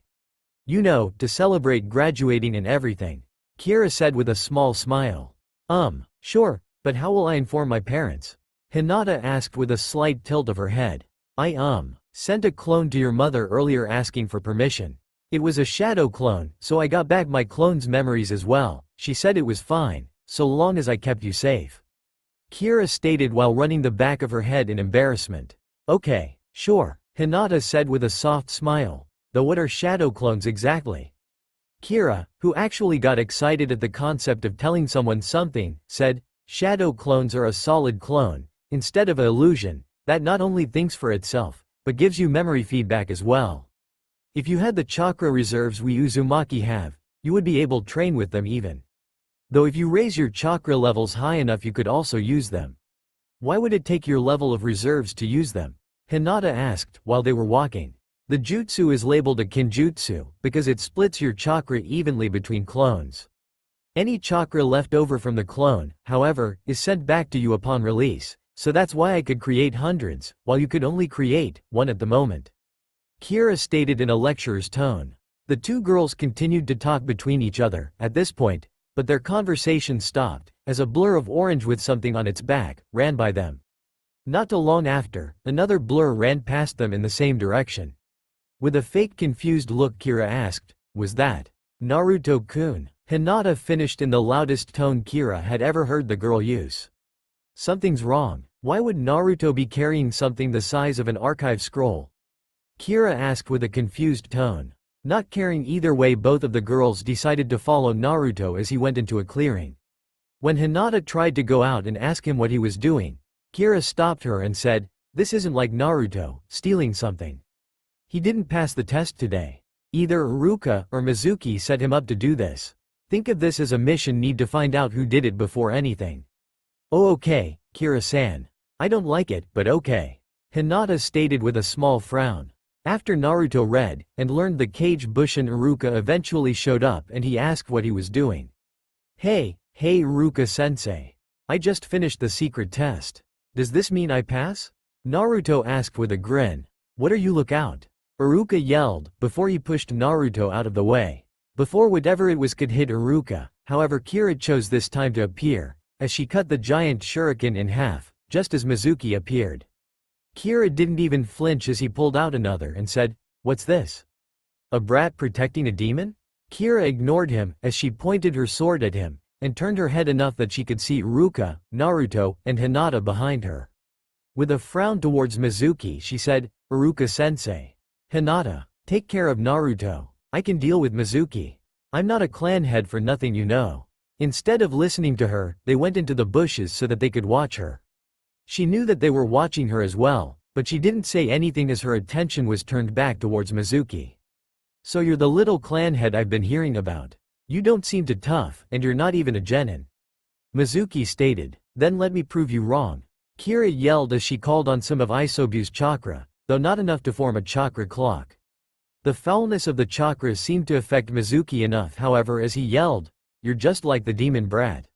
"Yes, I am," Kira stated. "So what if I have a demon inside of me? Whether it be 3 or 9, it doesn't matter. You will not harm Naruto." In a flash Kira had charged straight at Mizuki, and it was only due to the difference in experience that had managed to dodge the sword that was headed straight for him, though he was still nicked in the side of the head, causing his leaf headband to be cut off his head. In response to the attack, however, Mizuki managed a solid kick to Kira's head, causing Kira to be sent flying back slightly. She recovered fairly quickly though when she flipped in mid-air and bounced off a tree, going faster than before towards Mizuki. He managed to dodge the attack once again, but he couldn't dodge the kick that she sent to his stomach afterwards, which in turn caused him to be sent through a couple of trees. "Isobu, you know if that was real or not?" Kira asked the demon turtle in her head. "That was real, alright. If this guy thinks tailed beasts are just mindless animals, I will enjoy watching him get beaten by Yuki-san," Isobu responded. The short conversation was broken quickly, however, when Kira felt someone hit into her back, and she quickly used the replacement technique to get away. When she saw the hundreds of shuriken that were embedded into the log, she was glad she dodged it. That many would surely kill her. Those particular thoughts ran through her head, but she moved quickly as she felt Mizuki almost hit her again. "Come out so I can kill you, you demon brat," Mizuki yelled as he randomly threw kunai and other shinobi tools into the bushes. Mizuki continuously threw the shinobi tools throughout the forest, that is until a blur of red, followed by a female voice yelling, "Dynamic entry," flew into Mizuki, and in turn sent him flying straight into a tree. Standing in his place was a cut-up and bruised Kira, as she had to do man things to dodge all of the flying weapons that were sent towards her. Mizuki, who had just gotten up, noticed this and he grinned wickedly as he took a couple of steps, only for Naruto to jump in front of her, as she fell to the ground, showing that a few kunai did hit her in her arms and legs. "Ah, isn't that cute? One demon protecting another. Naruto, do you want to know why the villagers hate you?" Mizuki asked, as he ignored Iruka, who had also been hit by the random throws of weaponry. "It's because you are the Kyuubi no Kitsune." "I don't care," Naruto yelled, as he took the information in stride due to Kira's little show before, about how it didn't matter. "I won't let you harm my friends and family anymore." Mizuki sneered once more as he asked, "Oh? And how are you going to protect them, you demon? You harm them, and I'll pay you back 1,000-fold." Naruto stated as he went through some hand signs and finished with the rat symbol, Kage Bushin no Jutsu. With a lot of smoke appearing, literally 1,000 Narutos appeared around Mizuki in the forest. It was enough to cause Hinata to faint, but it was also enough to cause Mizuki to panic, as the 1,000 Narutos ran at Mizuki and beat the living shit out of him. Once all of the clones were dispersed, Naruto ran up to Hinata to see if she was injured, and it in return woke her up. When she saw Naruto so close to her, she almost fainted again, but it was thanks to Kira's self-confidence boost that she managed to not faint. "Hinata, are you okay?" Naruto asked with a slightly worried, slightly sad tone. The two just sat there for a few minutes, neither saying anything, until a voice yelled, "Just kiss already." That got them both to move. Hinata moved away quickly with a red face, And Naruto moved away just his face, with a slight blush to his face, but he was glaring as well, at Kira. He growled slightly as he yelled, "Don't say stuff like that, Kira." Kira simply stuck her tongue out and gave a peace sign, while also saying, "What can I say? I'm trying to help out a friend." That caught Naruto's attention as he asked, "What do you mean helping who out?" Kira just gave the last pose again while saying, "Sorry, not for me to say." The group of three eventually went their separate ways, while also having Kira bring Hinata home. In honesty, Kira did not want to be going to the Hyuga compound, as she was telling the truth about sending a shadow clone to Hinata's mother, but she did not want to deal with both of the Hyuga heiress's parents, and the Jukin strikes that were sure to come from this. Hyugas were not known for their leniency when it comes to things outside of their clan compound, so she was expecting to have the Hyuga clan head stare at her with a large glare. To her utter displeasure, she was not disappointed as the second she walked into the head house with Hinata, she had several sets of eyes glaring at her. But surprisingly none belonged to Hiyashi Hyuga or his wife. Instead they belonged to the clan elders. Hinata went into her room at this point, so that she could be well rested, while Kira talked with the Hyuga elders and head. "Uzumaki-san, you're late. Am I to assume something happened?" Hiyashi asked while keeping his stoic posture. "Yes, Hyuga-sama, I am sorry that I am late bringing her home, but I wanted to help Hinata with something as well. You see, I am helping her with her training when I can," Kira stated with a bow. What could an outsider do for this failure? One of the elders stated in a none-too-pleased tone, but Hiyashi quieted him quickly enough. "I would like to know how you could help Hinata with her training as well," Hiyashi stated. "You see, by accident, one day I discovered that your Jukin style was, to be put into layman terms, unnatural for your daughter. After discovering this, I asked her to use some chakra paper to see what her natural affinity was. To say what I found was unsurprising is an understatement," Kira stated with respectful tone as she sat in front of the Hyugas in a traditional seating position. "Do tell what you found, Uzumaki-san," Hiyashi stated with his normal stoic tone. "Your daughter has an affinity for the wind element, Hyuga-sama. I am to understand that the Jukin is based more for an earth elemental. This is why your daughter has such a hard time during your training," Kira stated in a respectful tone. "A Hyuga with a wind element is preposterous. If this is true, then she is no Hyuga," one of the elders said, completely ignoring Hiyashi's glare. "If that be the case, then, the Uzumaki would gladly make room in our halls for Hinata. If that is the case, that you would so blatantly banish an heiress just because of a petty thing as element affinity, then as current clan head of the Uzumaki, I would take Hinata into our halls with, or without, the permission of the Hyuga household," Kira stated with an equally intense stare. Hiyashi, instead of glaring at Kira, sent her a barely noticeable thank you look, before it turned back into the stoic face as he said, "I believe that is enough. Now, if you could explain how it is your help falls into place with this." "Of course, Hyuga-sama," Kira stated with a small nod of her head. "Now, as most Uzumaki have an affinity for either wind or water, we have the Uzukai, which goes well with our firing style, and it can easily adapt for the other elements as well. That said, what Hinata did, was she took some of the katas from the Uzukai, and started to create her own style of the Jukin. As far as I knew, she didn't want to take full credit of the style, so she named it the Uzukin in honor of our Uzukai being the base for it."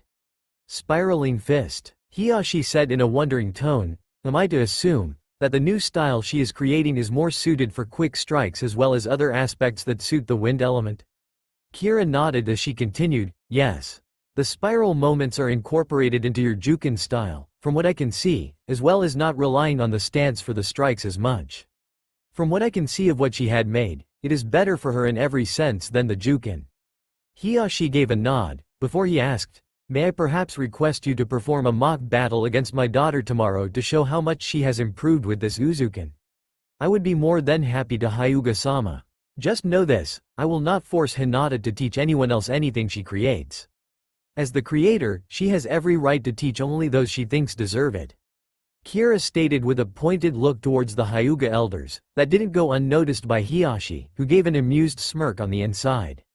"That is understandable. Only the master can choose their students," Hiyashi stated before he stood up. "That will be all for tonight, Uzumaki-san. We will continue this conversation at a later date. For now I believe you should get some rest." Graduation is tomorrow after all. Kira nodded at that, as well as standing up and exiting the building, completely ignoring the glares from the Hyuga elders behind her. Before she could leave the compound, however, another person intercepted her. She didn't recognize him right away, or at all for that matter, as she had heard a description of very few Hyuga, and as far as she knew, he wasn't one. "Do you need something from me?" Kira asked in a polite tone, even if she was unhappy about still being awake at this time of night. "Who exactly are you, and what is your purpose with Hinata?" The Hyuga boy asked with a hard gaze. "My purpose, as you put it, is to help her. I am the last of the head family in my generation, yes, but that does not mean that someone else isn't alive, you know. I just want to help her as a friend, not as a clan head, to an heir, or whatever the case," Kira stated with a dignified posture. The Hyuga didn't answer at first, but when he did he said, "Stay away from Hinata. No good ever comes from outsiders interfering with our clan." Kira raised an eyebrow at that, but she just gave a soft smile towards the boy and she said, "I hope to meet you again, Hyuga-san. Who knows, maybe we will."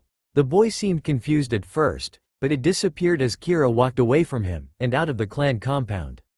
She didn't know then, but what she had said, had sparked interest in the Hyuga boy. It was not a certain kind of interest, but it was an interest nonetheless as he stared at her until she disappeared from his view. Kira on the other hand, knew that he was staring at her, but she didn't know why. It could have been a multitude of reasons, but she didn't really bother trying to confront him about it, as it would just waste her time, in the sense that she really needed to sleep soon, or she wasn't going to get any sleep for tomorrow. At the thought of sleep, however, it became apparent of her particularly disheveled appearance, with her clothes ripped up and full of dirt, as well as her hair and skin being matted with dirt. With an annoyed sigh, she decided to take a shower before she went to sleep, and it seemed that the turtle in her head had something to say as well. When she finished with her shower, and she laid down on her bed, instead of going to sleep she went into her mindscape and went up to the turtle again. This time he was in his tailed beast form in the water around the island. When she arrived, he appeared in the water, and Kira, who had an extremely annoyed look, asked, "What is it you needed, you giant pain in my ass?" Isobu, who had gotten used to Kira when she is tired, said, "The mist your friend was talking about. Does that mean Zabuza Momochi, the demon of the hidden mist?" Kira rubbed one of her eyes as she responded with, "That's all you needed?" "Yes. It means Zabuza will be on the mission. My mother told me Team 7 will go on to the wave." "What if you are not one Team 7? Isobu asked. "I was going to ask the Hokage if we could have a joint mission between my team and Team 7, so that we can get practice for the future of being teamed up with another team," Kira said in a rather pissed tone now. "I guess that's it," Isobu said while also trying his best not to anger the Uzumaki girl anymore. "Good night, you giant ass," Kira yelled before she disappeared so that she could actually sleep. The next day was going a lot better for Kira in honesty. She apologized to Isobus the next morning about her behavior, and he in return just told her that he was used to it. Kira actually blushed in slight embarrassment at the fact that he pointed out that she was extremely angry when she was tired. In return for him not telling anyone about it, he was let out of her in a miniature form, while he also sat on her right shoulder. The Uzumaki she passed, though, often greeted both of them by name, as Isobus had been accepted by the Uzumaki for a while now as it was. The villagers, on the other hand, were slightly confused by the red-eyed turtle that looked at them from the Uzumaki clan head's shoulder. In honesty though, Isobu was just curious about the different types of people that were around. He even asked Kira some questions, out loud, which caused the people who passed by her to stare even more, as it wasn't every day that a summon, in their view, was seen by civilians. When they got to the academy, however, the stares dropped in frequency, and both the turtle and the Uzumaki walked into their class with little to no problem. Course Isobu introduced himself to Hinata when she asked who he was, and that caused Hinata to both jump in surprise, and stutter out a greeting as well. Kira greeted Hinata as well, but she did ignore the fighting that was going on behind her with Naruto and Sasuke. When she saw Naruto about to be pushed into Sasuke, however, she appeared next to the two in a flash, and held her hand between their faces. Once Naruto backed up, she removed her hand, which in turn caused her to glare at Sasuke. "Don't think I did that for you, duck hair. I did it for Naruto," she stated with a glare. Sasuke's only response was to give a HN towards her. Not too long after that, Iruka came in and said, "Alright, today you are all genin. You will also get a Junin sensei on a 3-man team. Now as per Hokage-sama's orders, there will be 3 teams that will a 4th member, that will be one of the 3 Uzumakis that are not Naruto. Team 7 will include Naruto Uzumaki, Haruno Sakura, Sasuke Uchiha, and Shiro Uzumaki." Shiro eyed Sasuke nervously while the other 2 members of the team were either in a depressed state, Naruto, or extremely happy, Sakura.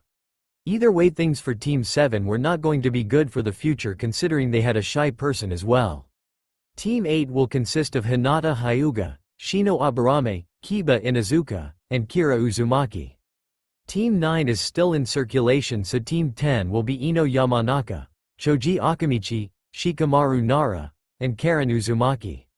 We will now break for lunch while we wait for your Junin senseis to arrive.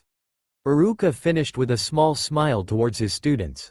Kira really didn't worry about Naruto for the rest of the time that she was at the academy, but she did take into account everything else, like things with Hinata and her team.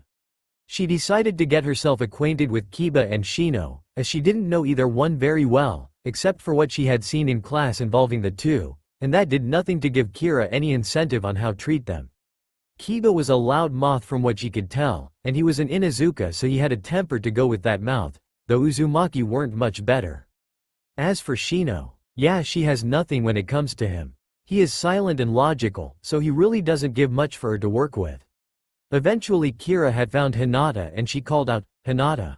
There you are." Hinata looked towards Kira, as she ran towards her, and she said, "Oh, Kira-san. Is there something you needed from me?" "Honestly, no. I just wanted to know if you knew anything about our other 2 teammates. I don't really know them that well, with them being new to me and all," Kira stated while rubbing the back of her head a bit. "Well, all I know about them is that Kiba-san is like Naruto-kun when it comes to energy, and Shino-san is the opposite. I'm sorry, I don't know much more," Hinata stated with an apologetic look. "No, it's fine, Hina," Kira stated with her nickname for Hinata. "I guess that just means we are going to have to get acquainted with our teammates and our Junin sensei, though she's going to have to get used to no honorifics with me." Kira finished her sentence with a smirk, and Hinata giggled at the fact that their sensei was going to have a hard time with her. If there was one thing that everyone in the village knew by this point, it was that the Uzumaki did not use honorifics, unless they were trying to either be nice towards someone, mainly clan heads, or it was still an after effect of talking to a high-up person, such as the Hokage. Despite all this, though, the Uzumaki were never rude towards someone they believed deserved their respect. If an Uzumaki respected or trusted you, it was more than likely they were going to give you a nickname of some sort, such as Naruto calling the 3rd Hokage Jiji-san. Either way, it was not going to be a fun time for whoever their sensei was when it comes to trying to get Kira to call her sensei. "You got me there, Hina. Now, you think we should get back to the class, and see if we can find our teammates?" Kira asked with a small smile. Hinata gave a nod towards Kira, as they both headed back towards the class. They ended up not finding their other teammates, until it was time for the teams to get to their Junin sensei. It just so happened, that before Kira could even say a word towards any of her team, a voice said, "Team 8? Said team looked towards the door to see a woman with red eyes and black hair. Kira thought she looked pretty for someone who was supposed to be a Junin, but then she remembered her own mother, and knocked that thought out of her head. Even if her mom had a scare on her face, she still considered her mother to be pretty. That said, the whole team followed their Junin sensei out into a park. When she asked everyone to sit down, even one did so, but Kira sat in a tree at this point.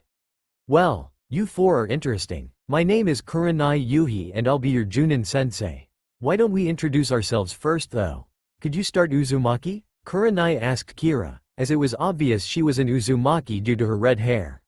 Ma, can't you introduce yourself first, Kurenai?" Kira asked with a tilt of her head. "I guess. My name is Kurenai Yuhi. I like a lot of things and dislike a lot of things as well. I'd rather not tell you my hobbies, and my dream for the future is a secret," Kurenai stated with a smile, causing the 4 genin to sweat drop. "I guess I'll go next then. My name is Kira Uzumaki. I like the Uzumaki clan, ramen, and my friends. I dislike anyone who treated my friends and family harshly, and the times it takes to get ramen. My hobbies include talking to my family and friends, as well as my little friend here.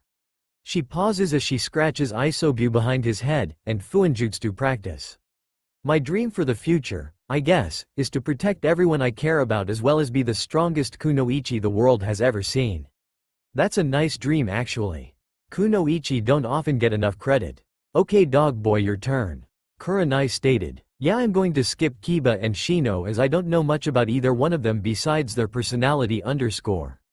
Sorry to those expecting more. Kurenai nodded towards the boys before she turned to Hinata and said, finally you. My name is Hinata Hyuga. I like practicing my fighting style and hanging out with my friends. I dislike people who pick on my friends. My hobbies include taking care of my clan's garden. My dream for the future is to be a strong kunoichi. Hinata stated, though her face did get a bit red, so it showed that she was thinking of something else. Well, it's nice to meet all of you, but tomorrow we are going to start some survival training. Now before you protest, let me explain. This is to determine whether or not you'll be allowed to perform genin duties. Kurenai explained. But what about the academy exam?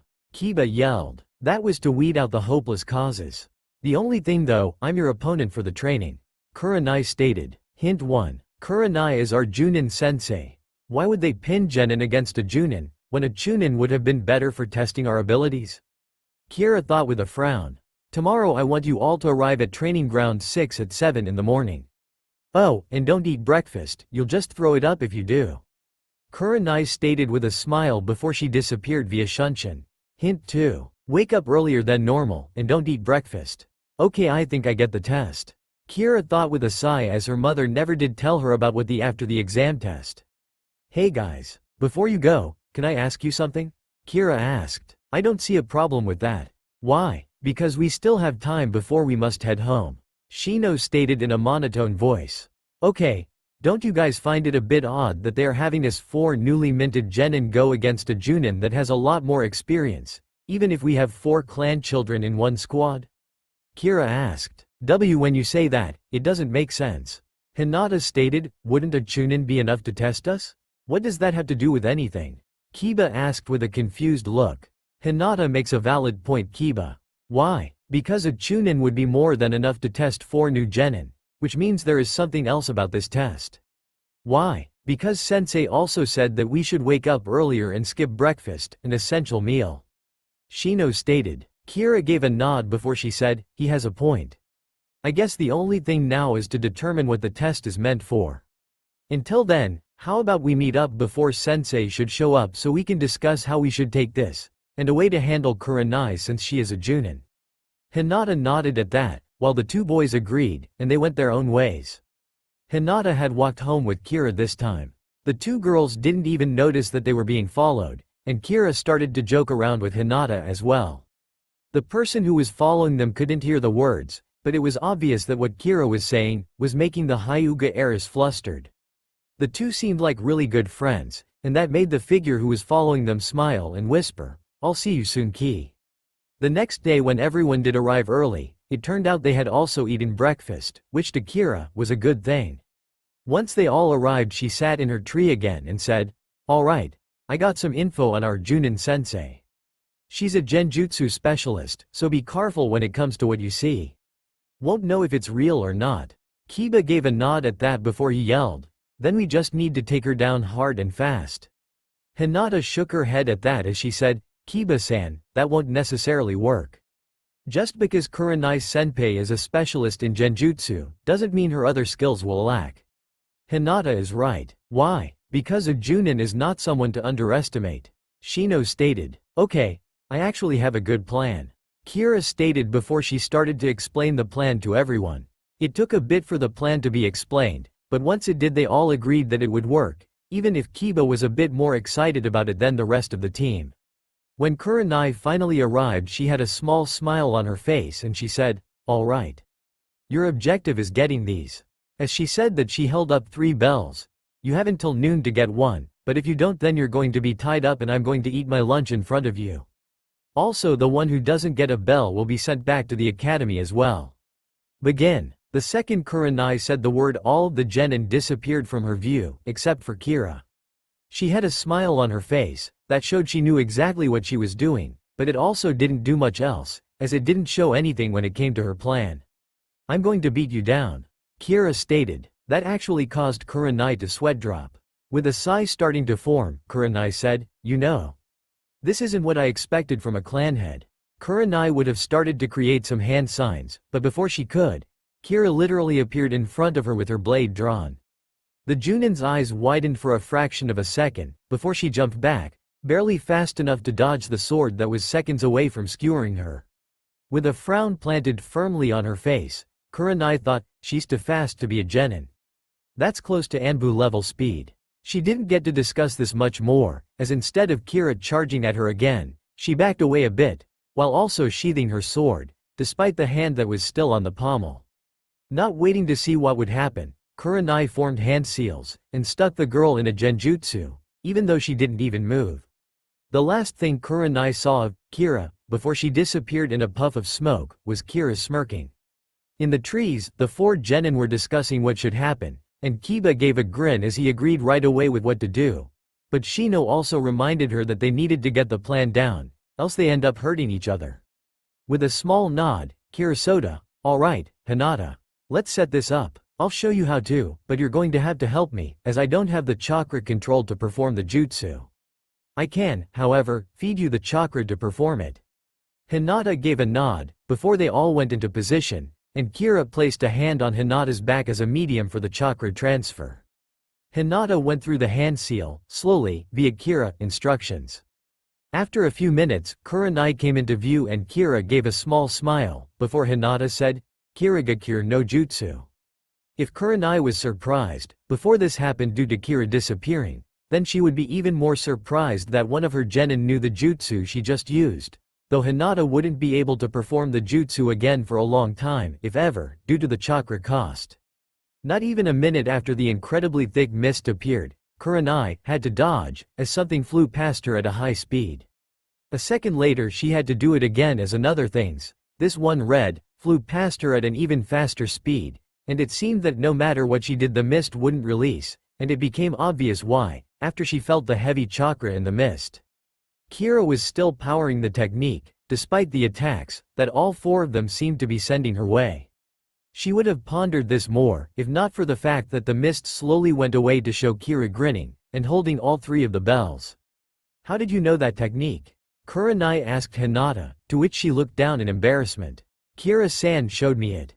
I didn't have the chakra myself, so she gave me the chakra to do it," Hinata stated with a blush, while she also poked her pointers together. "That being as it may, what are you going to do, Kira? You have all the bells. Choose which one of you goes back," Kurenai stated with a neutral look. Sighing deeply, Kira threw the 3 bells at the group, and said, "I can deal with going back. It's not like I'm too worried. You 3 deserve them more." "No." Surprisingly, Hinata was the one to yell this. "You were the one who helped us out the most." "I agree with Hinata." "Why?" "Because you were the one who made the plan that helped us get the bells," Shino stated. "As much as I don't want to go back to the academy, I have to agree with the other 2. Without you, we might as well have been sent back in the first place," Kiba stated in a nervous voice. "I guess that means that if you send one of us back, you send all of us back," Kira stated with a smile. "I guess so." "Well, you 4 all pass," Kurenai stated with a smile as well. "From the sounds of it, you already know what this test was about, so I don't need to explain that. Though your teamwork is still lacking, I have to say well done. You 4 are now officially Team 8. I want you guys to meet me here at 8 tomorrow, and we can start our duties as shinobi." The 4 genin all gave a nod towards their sensei, before they all went their separate ways. While normally Kira would walk with Hinata home, as their compounds were side by side with each other, she didn't this time as she needed to talk to the Hokage about something. Hinata told Kira that it was fine, and that she could do it, though she did tell Kira that she was going to be at the Uzumaki compound practicing her Uzuken. When Hinata was about to enter the compound, however, a Hyuga guard landed near her and said, "Hinata Hyuga. Your presence is requested by Hiyashi-sama." Hinata was confused as to why her father needed her, but it became obvious when she saw her father was just finishing a meeting with the Hyuga elders. Whatever happened with the elders about her, it wasn't good as her father had an actual scowl on her face. Normally Hyugas were stoic and emotionless in public, and in front of other members of the family, but her father had an honest scowl on his face. When he saw her, she actually saw him glare slightly off in a different direction, but he did motion for her to follow him. Hinata did so without complaint, and they ended up in his study. "Did you need something from me, father?" Hinata asked in a timid tone.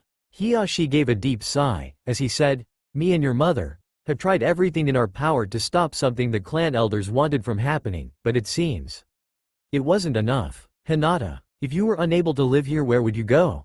The look on Hiyashi's face was one of sadness, and a hint of anger, but it obviously not towards her. Even though Hinata didn't completely understand what was going on, she said, "I would go to the Uzumaki clan compound." "Father, why did you want to know?" Hiyashi gave a deep sigh, as he looked away from his daughter slightly, and said, "The clan elders achieved what they were hoping for Hinata." "Father, what do you mean?" Hinata asked in a scared tone. It was unsure if Hinata was actually seeing things right, but it looked like Hiyashi's had a tear coming from one of his eyes as he said, "By orders of the Hyuga clan elders. Hinata, you are hereby stripped of your title of heiress of the Hyuga clan, and banished from the Hyuga clan, denied the ability to claim the Hyuga name." That's all for now. If you enjoy this video, then please like, share and do comments.